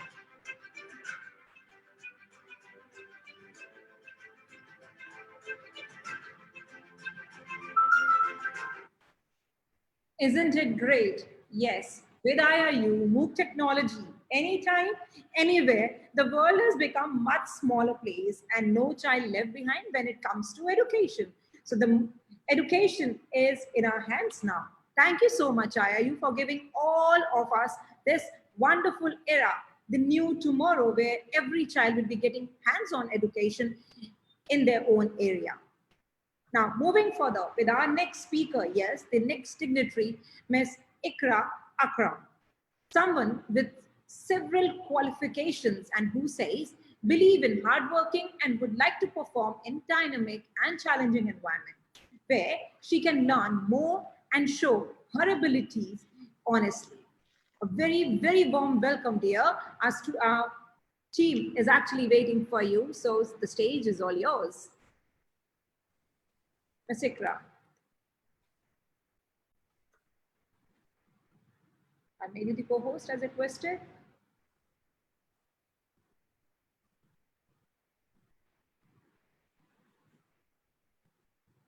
Ms. Ikra, you there? Yes, you are. You need to unmute, dear. You need to unmute yourself. Till the time you actually check out your technical things, meanwhile, we'll have another speaker of the day. So I would like to invite Ms. Archana Chawla. She is someone with teaching experience of 17 years, preparing students for LLB, LLM, BA, ADA, DDA, and AIBE, and judicial services. She published a lot of papers and attended seminars. So let's welcome Ms. Archana Chawla. A very, very warm welcome there. The stage is all yours. Am I audible, Dr. Prachi? Yes, you are. Loud and clear there. Good evening, namaskar to everyone, to all the dignified speakers and intellectuals sitting on this platform. This is Dr. Archana Chawla. Before I start my presentation about human impacts and responsibility on climate change, I would like to give special thanks to IIU, Swaran Bharat, Dr. Piyush Pandit, Corina ma'am, Dr. Prachi Gaur, and all the organizers of this international conference. Thank you for giving us such a beautiful platform to speak about climate change. So what is climate change? Climate change is a significant variation of average weather conditions, say conditions becoming warmer, wetter, or drier over several decades. So climate change and global warming are often used interchangeably. Global warming is the rise in the global average temperature near the Earth's surface is just one aspect of climate change. Both man-made and natural causes can influence the Earth's climate system. Forces that contribute to climate change include the sun's intensity, volcanic eruptions, and changes in naturally occurring greenhouse gas concentration. Humans are increasingly influencing the climate and the Earth's temperature by burning fossil fuels, cutting down forests, and farming livestock. So the main driver of climate change is the greenhouse effect. Some gases in the Earth's atmosphere act a bit like in the glass in a greenhouse, trapping the sun's heat and stopping it from leaking back into space and causing global warming. So CO2 produced by human activities is the largest contributor to global warming. By 2020, its concentrations in the atmosphere had risen to 48%, above its pre-industrial level before 1750. Other greenhouse gases are emitted by human activity in small quantities. Methane is the most powerful greenhouse gas than CO2, but has a shorter atmospheric lifetime. Nitrous oxide, like CO2, is a long-lived greenhouse gas that accumulates in the atmosphere over decades to centuries. So what are the causes for rising emission of? Like burning coal, oil, and gas produces carbon dioxide and nitrous oxide. Cutting down of forestries. So deforestation, trees help to regulate the climate by absorbing CO2 from the atmosphere. When they are cut down, that beneficial effect is lost. So increasing livestock farming is another reason for rising emission. Cows and sheep produce large amount of methane when they digest their food. Fertilizers containing nitrogen produces nitrous oxide emissions. So fluorinated gases are also emitted from equipment and products that uses these gases. Such emissions have a very strong warming effect, up to 23,000 times greater than CO2. So 2012 to 2020 was the warmest decade recorded, with global average temperature reaching 1.1 degrees Celsius, above pre-industrial levels in 2019. Human-induced global warming is presently increasing at a rate of 0.20 degrees Celsius. 0.2 degrees Celsius, an increase of 2 degrees Celsius compared to the temperature in the pre-industrial times is associated with serious negative impacts onto the natural environment and human health and well-being, including a much higher risk that dangerous and possibly catastrophic changes in the global environment will occur. For this reason, international community has recognized the need to keep warming well below 2 degrees Celsius and pursue efforts to limit it to 1.5 degrees. So what are the effects of the climate change? Climate change is having serious impacts on the world's water system through more flooding and droughts. Oceans are becoming acidic, and the direct consequences of man-made climate changes are rising maximum temperatures, rising minimum temperatures, rising sea levels, higher ocean temperatures, an increase in the heavy precipitation, shrinking glaciers. The indirect consequences are an increase in hunger and water crisis, health risks through rising air temperatures, ocean acidification due to increased HCO3 concentration. So what are the effects of climate changes on human health? Climate changes affect the social and the environmental deterioration of health. Clean air, safe drinking water, sufficient food and secure shelter. So between 2030 and 2050, climate change is expected to cause approximately 250,000 additional deaths per year. So from malnutrition, malaria, diarrhea, and heat stress, areas with weak health infrastructure, mostly in developing countries, will be the least able to cope without assistance to prepare and respond. How we can save our planet? It is our responsibility. We have to protect the environment. We have to maintain the ecological balance. We cannot blame anyone. All of us are responsible for this condition. So how we can protect our planet and save the earth in 2021? We have to choose the carbon neutral products. There should be the reduction of meat consumption. We should fly less or often and fly green. We should invest in an electrical vehicles. We should plant more and more trees, eat more fresh and local foods. You should ban yourself from using single-use plastics. Take more public transports or cycle for work. Say goodbye to fast fashion, because apparel industry is the second largest industry polluter. And all of us educate yourself and others to stop the global warming, and we should maintain this ecological balance. Governments can make the laws, but they cannot come to our place to implement the laws. We have to implement the laws. We have to protect this environment. We have to maintain the ecological balance and the climate change. So thank you, everyone. Thank you. Thanks again, Prachi. Thank you so much.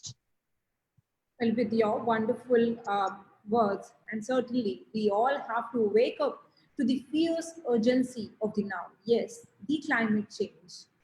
We are the first generation, to be honest, to be able to end poverty, and the last generation that can take steps to avoid the worst impact of climate change. We are not focusing, and that's what, yes, while addressing in your speech, in your session, that's something which is really very important, and the future generation will judge us harshly that if we fail to uphold our moral and historical responsibilities, this is what we would be actually giving them. So that's where it is the need of an hour, and that's something which is very important, and we all are addressing this and by gathering here on the IIU platform. Thank you so much, Archana ma'am, for the wonderful views. Thank you. Moving further, the next speaker all around, yes, Miss Hiba Rashid. She worked in Kurdistan Student Union Organization in preparatory school during 2005 to 2006, working with a local-based NGO called Gramian Sabha Association as a legal officer since 2009 to the present time. And in the aftermath of ISIS supported internal displaced people in Iraq by providing legal awareness in Kanakin and northern Diyala. After the disputes between Kurdistan region and Iraqi government worked for IDPs in disputed territories in Kifri, Kalan, and Rizqali. So she's been working really hard, and she's currently pursuing her PhD at Utara University of Malaysia, UUM, and PhD dissertation is about legal protection of rivers in Iraqi Kurdistan. A very, very warm welcome him. The stage is all yours, dear. Okay, thank you very much for the chance today that has been given to me. I appreciate your time and efforts regarding this wonderful conference. Let me just share my screen.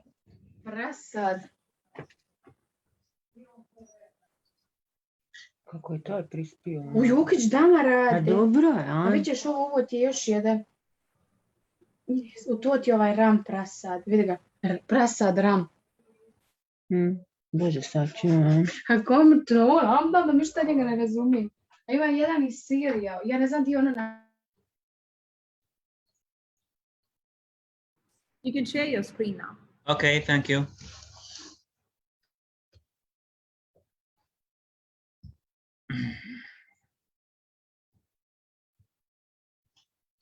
Am I audible now? Loud and clear. Okay.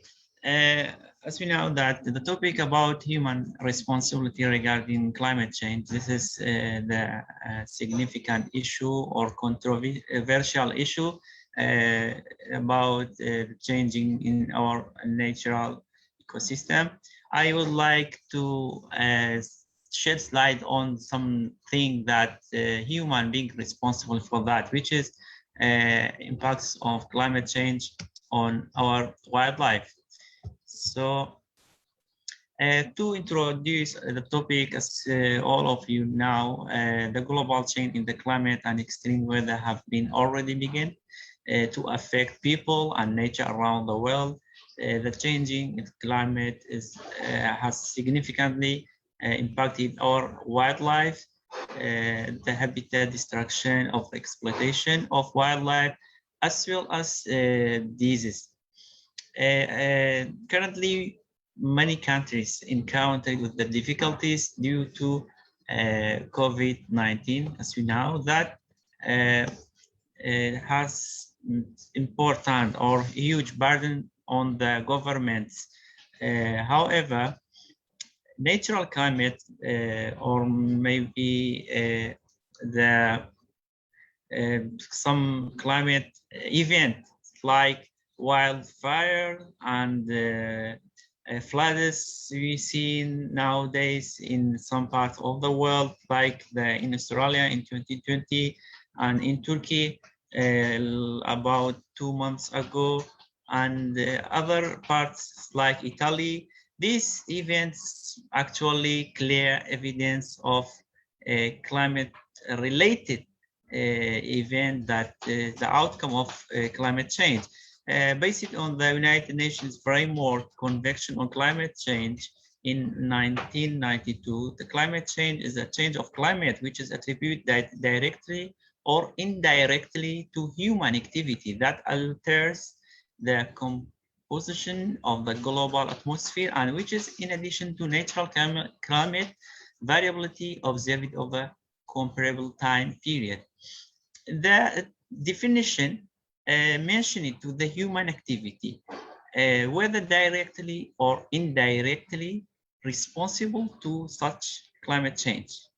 So the impact of climate change on wildlife is about in 20th century, 100 years, the temperature has increased about 0.6 Celsius, which significantly influencing animals and plants on the planet. Greenhouse gas emission, as earlier speakers, they mentioned that from anthropogenic factors have resulted in alteration of physical and chemical features of ocean, which cause risks for marine species. Based on the study, in total, 82% of 94 ecological processes show evidence of being impacted in terms of phenology, abundance, age structure, and distribution of species due to climate change. The climate change has fundamentally impacts on biodiversity hotspots. Consideration of this impact of biological diversity redistribution is essential. This impact is not sufficiently taken into account in most mitigation and adaptation strategy, including the United Nations Sustainable Development Goals for Agenda 2030. Climate change by warming ocean cause impacts of marine life. Toward this new situation for such conditional, local, national, regional, and international fisheries not prepared well. I can say that existing governance framework of ocean have major gaps. So the implication of climate change for wildlife has been observed over the world, including Africa, Europe, Asia, North America, Central and South America, Australia, and also New Zealand. For instance, only in Africa, huge extinction in both plants and animal species, over 5,000 plant species may be influenced due to changing in climate, which most as a result of habitat loss. The future of human being is at risk due to threats of food security. So we now speaking on the threatening or the impacts of climate change. All human beings have responsibility regarding that, because this is the great opportunity to work together toward such threats like food security and others for wildlife. On the other hand, climate change has impact on water quality. For example, warmer temperature, however, can negatively impact on water quality as a result of decline of dissolved oxygen levels, lower water flows from river, increased pollution, increased algal bloom, and an increased probability of saltwater intrusion nearby coastal region. So I would to take the chance to some enlighten you about the current situation in Iraq that I live now, based on some study that Iraq, because of located in the MENA region, which is probably most vulnerable to climate change. Iraq now faced agricultural land loss. About 54 of cultivated Iraqi land faced challenge due to global climate change, due to desertification. The percentage of dried marshland in Iraq turns into 90%. Marshlands in Iraq considered the most beautiful marshland in the past, which is considered by UNESCO as the main historical place in Iraq and other countries that actually just I go through my slides. So as you can see in this picture, that about 2 months ago, this ghazal, due to lack of water, due to drought, severe drought right now in Iraq, that is faced critical situation that catched by the policy, and after 3 hours, this ghazal had been died due to lack of water. So as we see that decrease of water level or drought is some river inside Iraq has been dried up, and the huge amount of fish destroyed. This area has been dried due to lack of water. However, Iraq has the problem with the water shortage. One main point due to mismanagement of water.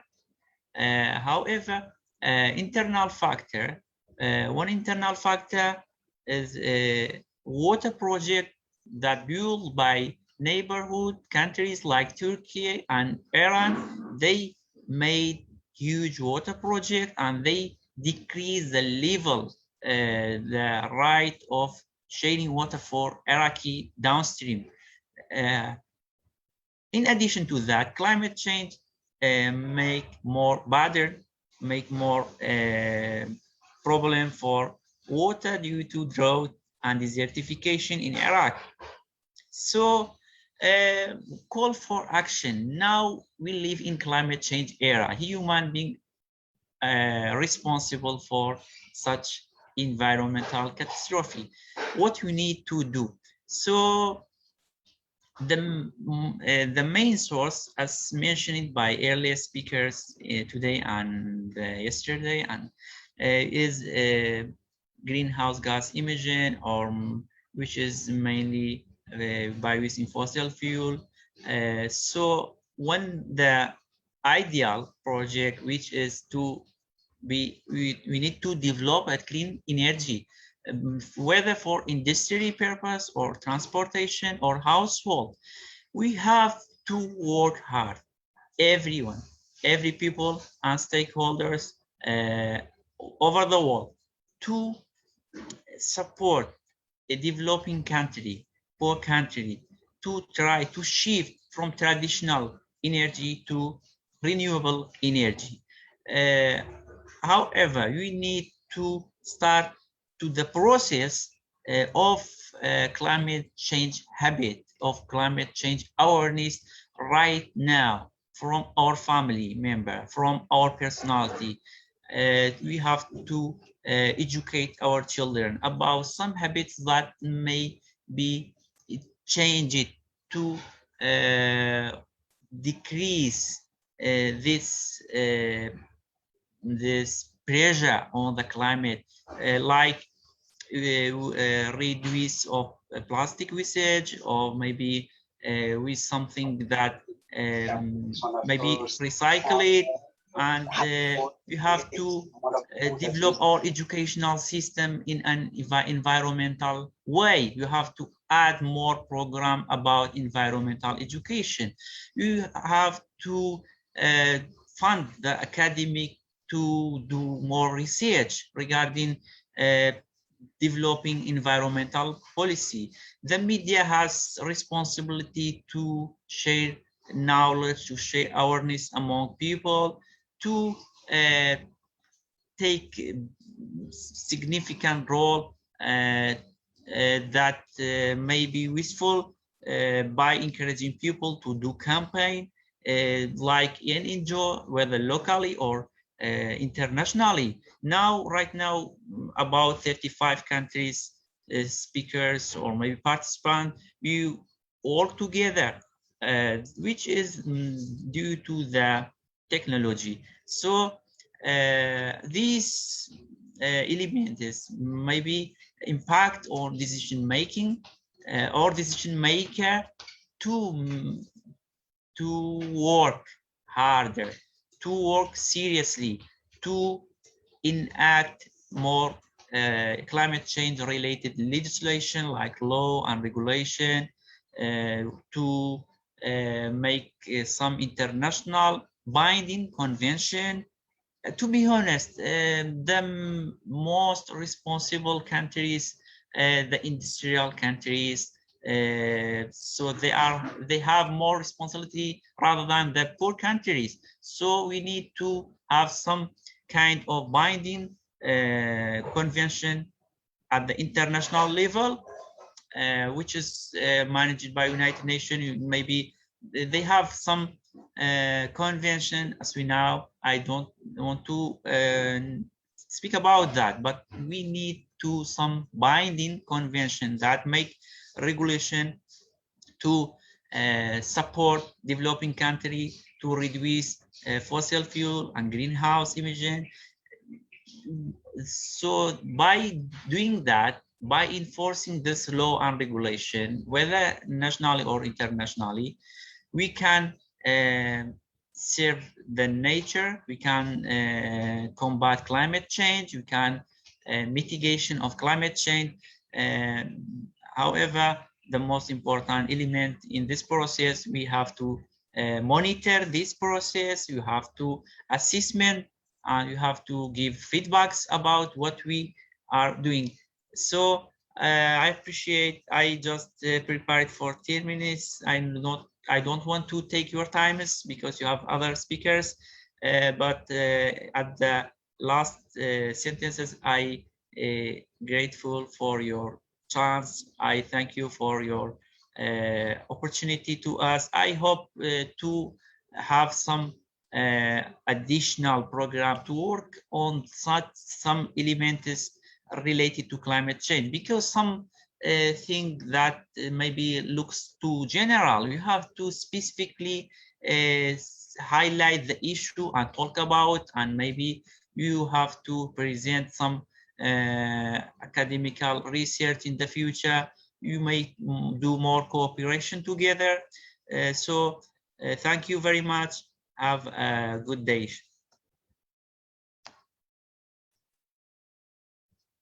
Thank you. Thank you. I would request you to stop sharing the screen.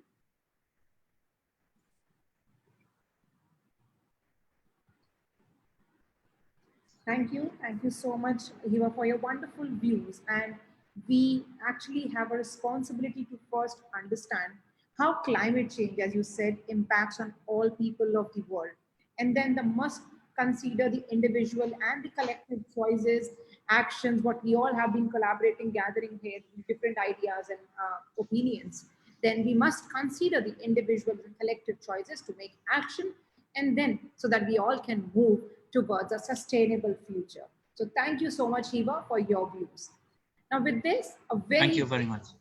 A very, very important information for you all, as you all can see in your chat box. Yes, respected educators, friends, colleagues from IIU, and all the participants in this conference today, a very, very warm welcome again. And with this wonderful opportunity, not from IIU, yes, I would like to share something about the Golden Book of Earth. Golden Book of Earth will comprise the research, innovations, experience, stories, articles by 101 great educators who have inspired the world, like the way we all are discussing today with all the dignitaries. So it will be the Wikipedia of knowledge. In these tough times of pandemic, educators all over the globe are putting in their best to provide the education to every learner, and despite various hurdles. It is the first ever golden book of the earth in terms of education, describing the expressions of the educators, which will make the history and will be published by International PR and Research Publishing House, IIU UK. It is a great opportunity for each one in the sector of education, the educators, principals, teachers, edu leaders to express yourself. So be the part of this change. Be the change that you wish to see in the world by sending your nomination as well. Just grab the opportunity and be one of the 101 great educators who have inspired the world. And last date of submission, which is very important information, yes, 20th of September 2021. And the decisions of the reviewing committee will be finalizing soon after that. So the information is there in the chat box for you all. Till then, you all can go through with it. And meanwhile, I will be inviting my next speaker of the day. Yes, Ms. Husseina Abubakar. Ms. Abubakar is support of the SOG's goals and creates awareness campaign to promote global economic and political stability through the promotion of universal moral values, tolerance education, interns, harmony education, and the establishment of the culture of peace and safety. She was offered a certificate of commendation for her devoted towards the humanity through humanitarian services, and currently she is the Chief Global Coordinator Department of Mission SDGs at World Literacy. She has many years of leadership experience, a track record of successful projects in creating awareness campaigns to promote global economic and political stability. She is well confident in all is not an exception. So she has the experience to start contributing from day one, and she is truly excited about prospects of getting different start.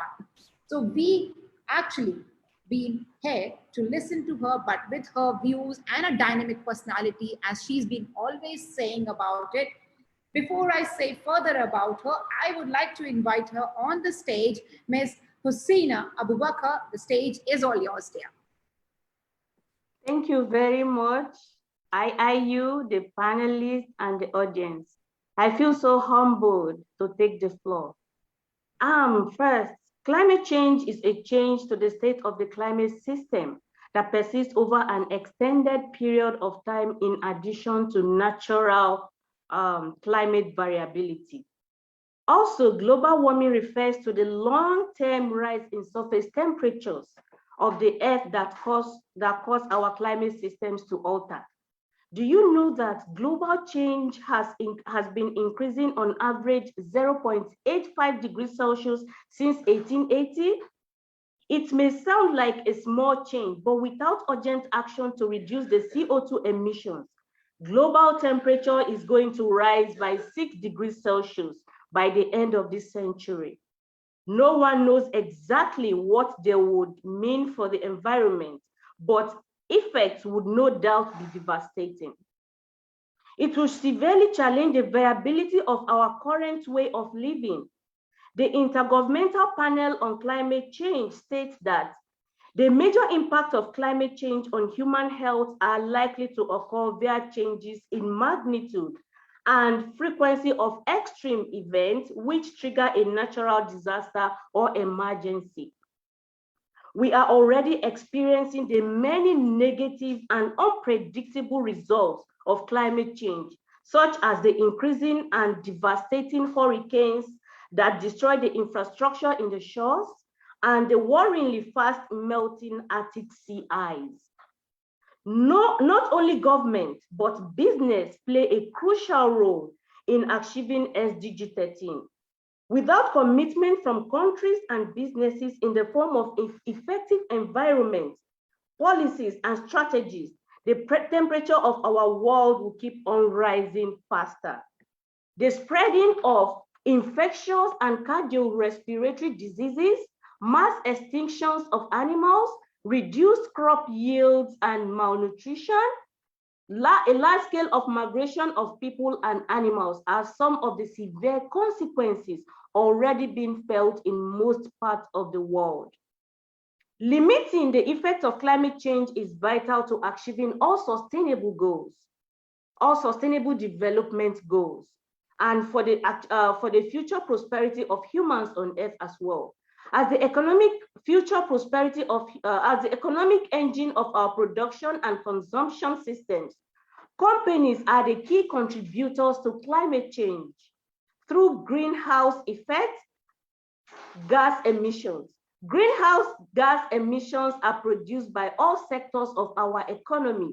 The energy sector that burns fossil fuels for electricity and heat, agriculture through fertilizer production and raising of livestock, industry that burns fossil fuels to make steel, concrete, and chemicals, transport and forestry industry all contribute significantly to climate change.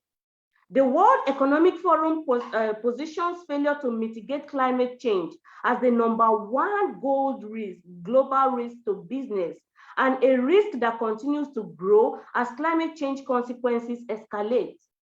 Firms face reduced productivity of farms and plantations, scarcity of natural resources, weather damage to factories, and health implications of workers, just to mention a few. Global banks have invested $1.9 trillion in fossil fuels. 100 companies are responsible for 71% of global emissions. The G20 countries account for almost 80% of total emissions.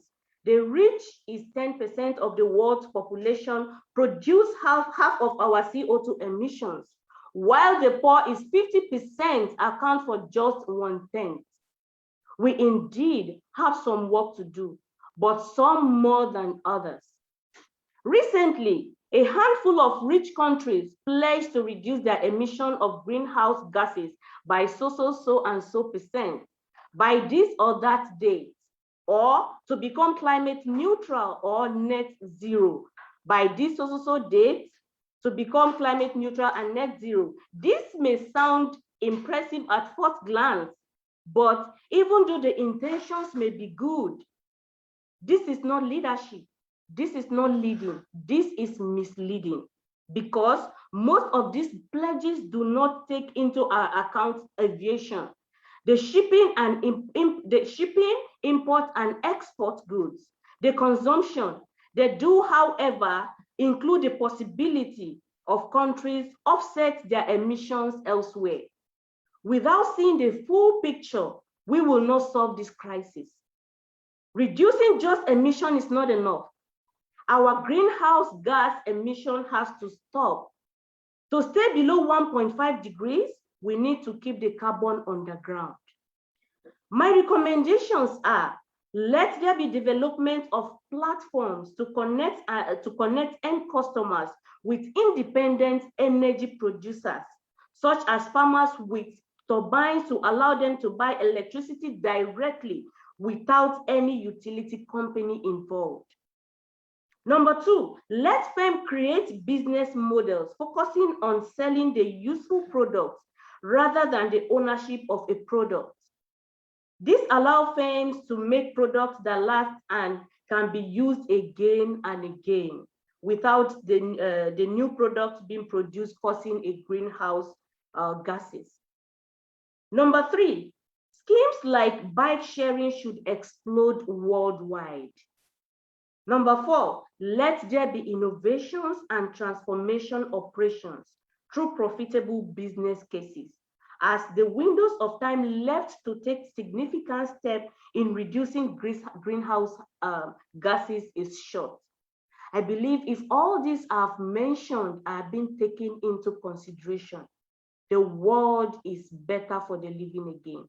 Thank you all for listening, and thank you, IIU. I feel honored. Thank you. Thank you so much.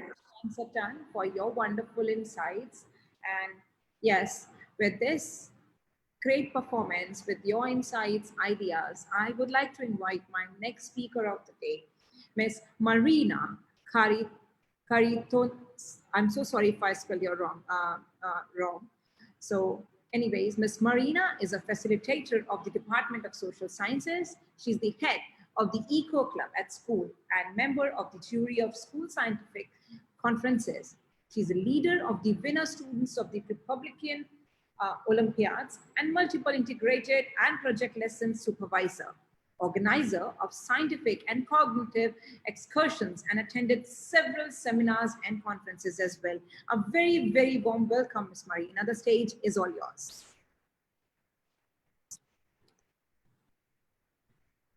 Ms. Marina, you need to unmute yourself.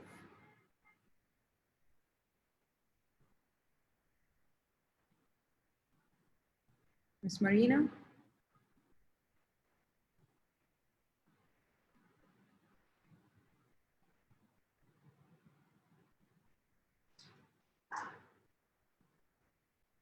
Ms. Marina.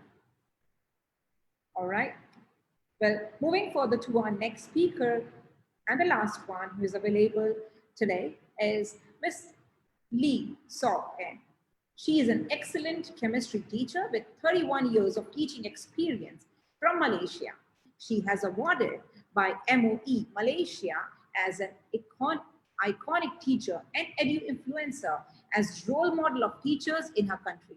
She also received the international recognition 75 top educators from around the world in Microsoft's Teachers Appreciation Legacy Project Global Teacher Award at the first place Best Science Teacher in Southeast Asia. Her use of technology in teaching and sharing with educators has brought recognition as an MIE expert, and she is the Vice President of Malaysian Teachers STEM Association and Master Trainer of EDIDWIC. A very, very warm welcome, ma'am. The stage is all yours with your performance. Thank you. Thank you. Thank you, IIU, for giving me this great opportunity to share with all the educators and maybe all the guest honor and speakers about today's issues, the climate change. So before that, allow me to share my screen. Yeah. You are the co-host.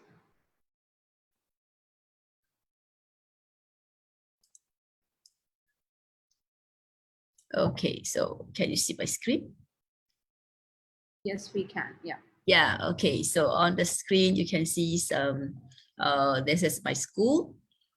Okay, my school is located in Kuala Lumpur, Malaysia. It's one of the high school. And you can see there's a pictures, me, my students, my principal, and some of my teachers. Actually, we are took part in a climate change program last year. Very, very lucky. We just managed to do some activity before the school closed because of the COVID-19 pandemic issues, right? So here today, I would like to share my experience by conducting climate actions in school. So I will talk more on the classroom. Okay, so yeah, I think today's since that I'm the last speaker, many speakers already talk about what is climate change. So like maybe some of you want to conduct this activity in the classroom, you want to educate your student to taking more education about the climate actions. So maybe you can start with telling them or ask them to find out what's the meaning of climate change.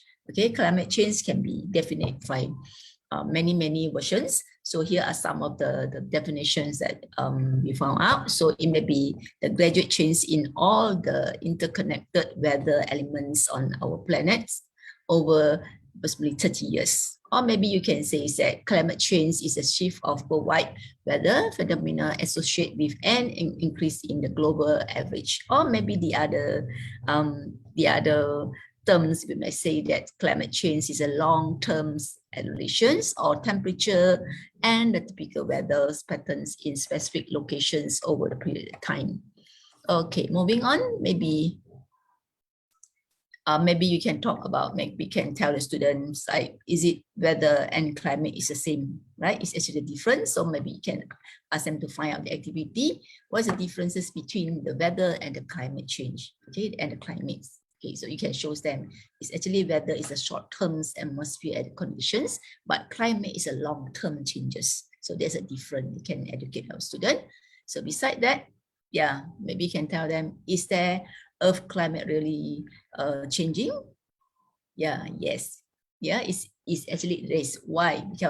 Because of some of the problem, for example, like using plastic bag instead of biodegradable bags, okay, wasting electricity and many other actions that have led to the global warming. So this is a thing that we need to educate our students or our young learners or maybe our children at home. Okay, besides that, maybe you can tell them about the causes. Why the climate change happens, causes. So these are some of the, maybe you have more than that. So I just list out about 3. So maybe you can ask students to find out these 3 causes. For example, like uses of too many motorized vehicles, burning of fossils, or maybe the frequent uses of air condition. I think this is a big problem and the big issues that everyone should put our hand together to think about how to reduce the uses of the air conditioner, right? Okay, beside that, moving on, maybe you can focus on the effect of the climate change, maybe to the human health. So these are some of the criteria or some of the activity that maybe we can educate our students, for example, about the temperatures, the air quality and disease, and also the heavy rains. Okay, these are some of the effects. So maybe we can find the activity or let students go and find out and then have a big group discussion about the effects. Okay, students should know, or the young learners know why the climate change happens. Okay, the cause and effect. So these are some of the effect on land. Okay, some of the effect on the lands, maybe more forest fires will occur due to the heat, or maybe more droughts and heat waves will occur, and then the temperature, temperature will continue to rise, and then land productivity and outdoors. These are the things that maybe can highlight to the young learner or our children. Beside that, maybe the effect of the climate change maybe on the air. Okay, about the air, for example, just now I also heard about our panel, okay, speaker panel guests talk about the air qualities, the weather patterns, and the increase of the carbon dioxide level. This is the more very important issues or effect that need to be discussed, and further on it should be taking actions. Okay, beside that, and then can focus on what's the effect of the climate change on the sea. So these are some of the issues or some of the effect that might be need to be discussed. For example, about the sea levels, the marine life, and also the natural disaster. Okay, so these are some of the effect on the sea perspective. And then might be can talk about the effect of climate change towards the economy. Is it affect the economy? So why we say that more money is spent because need to, for example, okay, so many people like just simply throw away the rubbish around the road or anywhere. So government or maybe the school will need the money. Yeah, we need money to find people to clean up the rubbish, and this also may cause the climate change issues, right? So beside that, maybe damage towards the economy around the globe, and then also damage about the natural resources that could cause an increase in demand, which could cause inflations. Okay, beside that, might be effect of the climate change also on the infrastructure. Okay, this also maybe need to be considered. Okay, the infrastructure like houses could be damaged, okay, by floods causing, and then maybe the weather could take out essentials or social infrastructures such as power and supplies.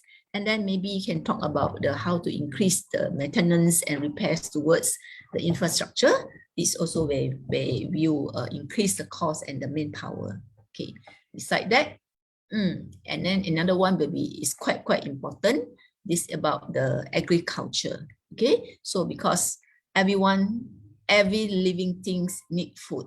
So the food will come from agriculture. So this is very important issues or the effect that need to be studied or the actions. For example, the foods and then the hot climate change also may cause a drought with the reduced agriculture productivity. So this may cause the zero hunger. Okay, another issue, right? The SDG goal number 2. Maybe the other one will be reduces the excess of food and affect the food quality as well, right? So these are the things that maybe we need to be considered. And then about, okay, how do we really prevent the climate change? Okay, so last year we maybe think about plant more trees, reduce the use of plastic.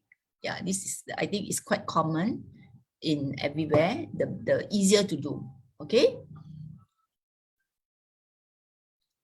Yeah, beside that, okay, beside that, also maybe can reduce the uses of the electrical devices, or maybe like, for example, switch off the fan or switch off the light before, after you have used it, and then, or maybe the computer, that's a very, very important.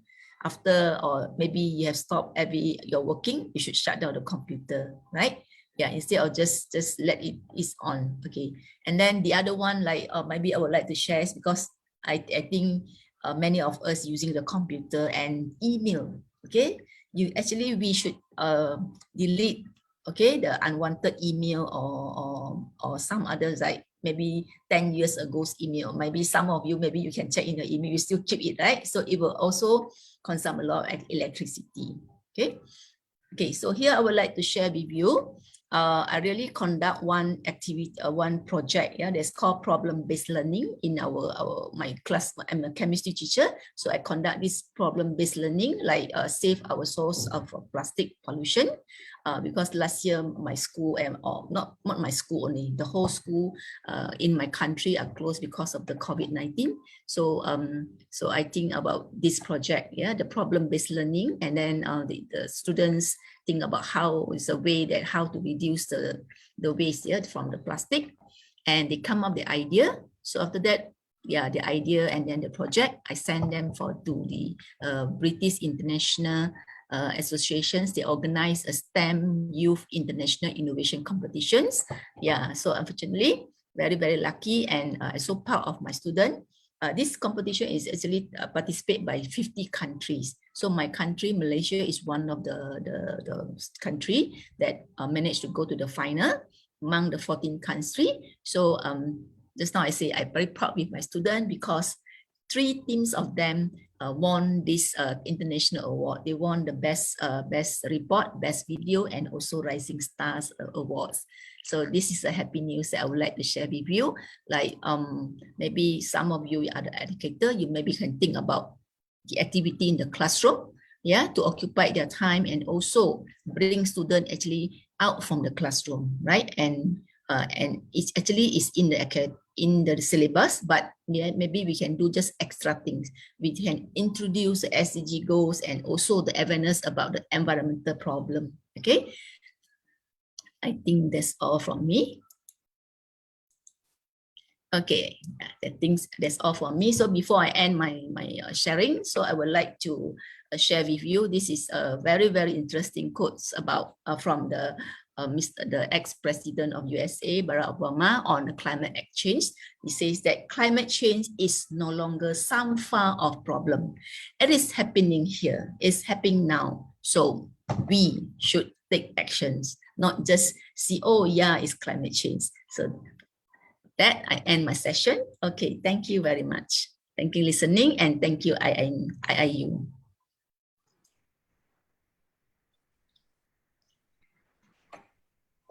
Once again, thank you so much, Lee, for your wonderful views, and yes, to come up with these solutions. Well, we have a single mission to protect and hand on this planet to the next generation, which is really very important, and came up with your solutions, the kind of exercises what you have done among your students. Hats off, which is really great. Thank you so much once again. And today, I believe I haven't left with any of the speakers. So moving further, the very important person and the backbone of this organization. Certainly, we all have been waiting for that one person. Yes. So There's always that one person who has the vision, the thought, the idea behind a successful venture and organization. And if we talk about the man behind the success of IIU and Swan Bharat Parivar, it's our beloved founder of IIU and founder of SBP, and Mr. Piyush Pandit. Any words would be less for him. And thus, I'm sharing a short video to give you all a glimpse, to give you a little more insight, and few glimpses of his initiative towards SBP. So here you go with this.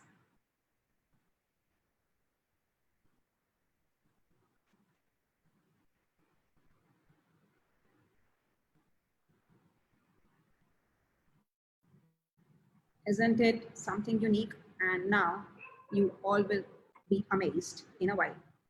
Here you go.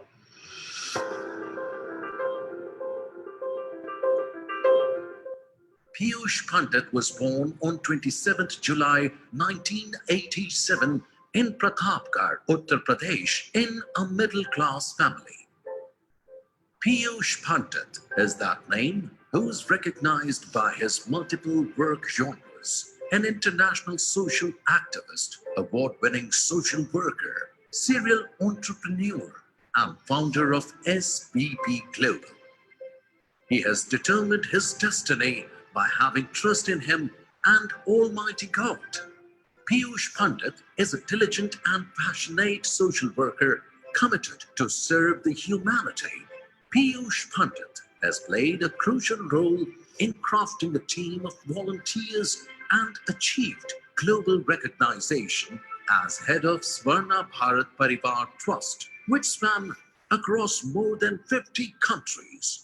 He granted several live interviews and press conferences on rural development, access to justice, and the right to equality.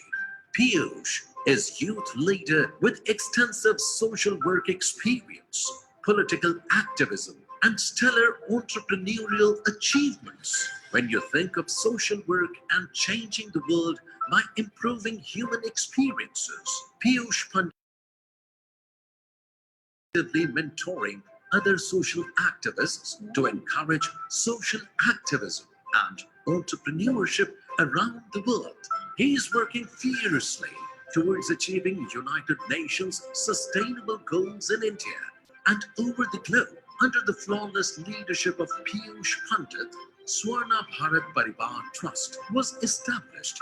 The organization strives to place the humanity at forefront and bringing back the human warmth which has lost due to busy modern life. They are fighting to ensure ending poverty, unemployment, and making society better for all.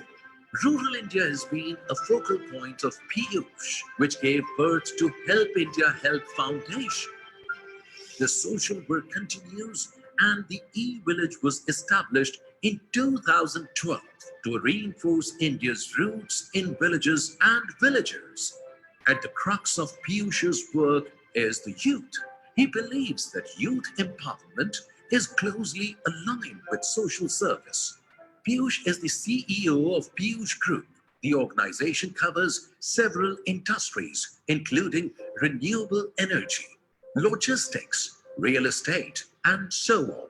Piyush Pandit has succeeded in scaling the growth of these organizations, and his work has taken them to the multinational level. Piyush is able to form and sustain positive relationship with people. He has received a plethora of awards and recognitions in 2018 with India's Great Leader Award, India Star Book of Records in 2019, GTF World Summit Bangkok 2019, Volunteer Hero, Abad Samman Samaroh, Blood Donation Award, Environmental Sentinel Award, Yuva Gaurav Samman, and Literature Confluence Award. Piyush Pandit believes in the philosophy of growing together. His slogan is, "Let's grow together and create tomorrow's entrepreneur."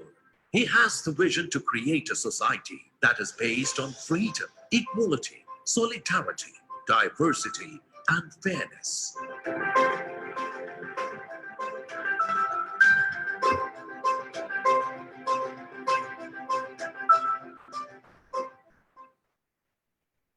Well, isn't it great? Isn't it exciting? It's something where we get the opportunity to meet someone who's been doing great wonders for the entire world, and especially when it comes to education, although he's been working everywhere, but yes, with education, something which is for everyone to support and for the next generation across the globe. So with a big round of applause, yes, today we will be having at the end of this event the opportunity to hear him out. And it's time to conclude this wonderful conversation. Indeed, we have witnessed some new ideas, techniques, and ventures about the climate change. And finally, I would like to invite Pandit sir to take the stage for the vote of thanks. Over to you, sir. Thank you, ma'am. Thank you so much. Good morning, good afternoon, and good evening to all of you. Respected excellencies, dignitaries, dignified speakers, colleagues, and all the participants of the conference present here from all around the globe. Now, talking about climate change, I want to throw some light on it. NASA's definition of climate change says it is a broad range of global phenomenon created predominantly by the burning fossil fuels, which add heat-trapping gases to Earth's atmosphere. These phenomena include the increased temperature trends described by global warming, but also encompass changes such as sea level rise, ice mass loss in Greenland, Antarctica, the Arctic, and mountain glaciers worldwide, shifts in flower plants, blooming, and extreme weather events. When we talk about climate changes, we are often talking about the increase in temperature linked to unindustrial activities and in particular the greenhouses effect. Therefore, we sometimes speak of global warming, which is said to be a anthropic origin, ultimately the cause of global warming, at least at its current rate, are not natural but driven by the human economy and industries. Protecting the environment is fundamental today. We need to think about ourselves and the needs of the future generations. For the last 20 years, Europe has understood that it is a living beyond its real possibilities and other way of life, testing the planet. We consume more and more natural resources and endeavor environmental systems, water, soil, and air. It cannot go on indefinitely, especially, and the world's population continues to grow. If we do not change our behavior now, our future will be less secure and more peoples will fight for dividing nature resources. There are many obstacles that must be overcome until we can move to rational consumption. We will have to change the way we consume natural resources. In industrialized countries, people's live comfortably, but large amount of energy and raw materials are used. A lot of waste is also produced here. In order to reach the rational consumption, we will have to change the non-rational style consumption. Rational development seems like an overwhelming problem, but it's school or at home. We all need to contribute the solving it, not only because it is right, but also because it's our long-term interest. By reducing the amount of waste, reusing and recycling everyday object, and respecting the ecological norms, when we go shopping, we have the opportunity to contribute the radical changes. Thus, International Internship University invited all the interested stakeholders, innovative leaders, schools, colleges, universities, organizations, government and non-government organizations for their respective deliveries. The IIU may not have made a significant impact on climate change, but it has certainly, with the help of you all, managed to sound the alarm on the reality. That is why I would like to thank each of you for sharing with us your ideas, techniques, methods, activities from your own experiences, and much more than that. I would also like to thank some people who never appear on the cameras and their names are not mentioned in our meetings. They are the one who from behind always make sure that everything goes according to plan. These are Mr. Ans Sehgal, Ruchi Singh, coordinator, Dr. Snigdha, Academics Director of IIU, and all of peoples who is involved in this project. Every know you will you understand everything. I hope you all enjoyed and in the same time learn a lot from this conference. We will soon be back with some more inspiring and educating ideas and conference. Till then, stay safe, stay healthy, and just remember to save this planet Earth. Thank you so much. Thank you so much. Thank you so much for the wonderful insight, sir. And before we call the log out of this conference, I would request you all to please start your camera and have a wonderful picture of the day at the end of this conference, please. I repeat, can we have all your cameras on with a big smile, please? Sir.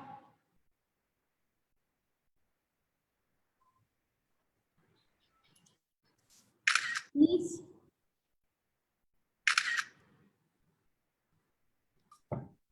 Three cheers to IIU. Three cheers to IIU with this big smile. Thank you so much. Thanks, Satan, to every single individual who has been a part of this event and to make this conference a big successful. I hope you all actually enjoyed and at the same time learned a lot from this conference. And we will see you soon and be back with some more inspiring, educating ideas and different conferences. Till then, stay safe, stay healthy, and just remember to save this planet, Earth. Thank you so much once again.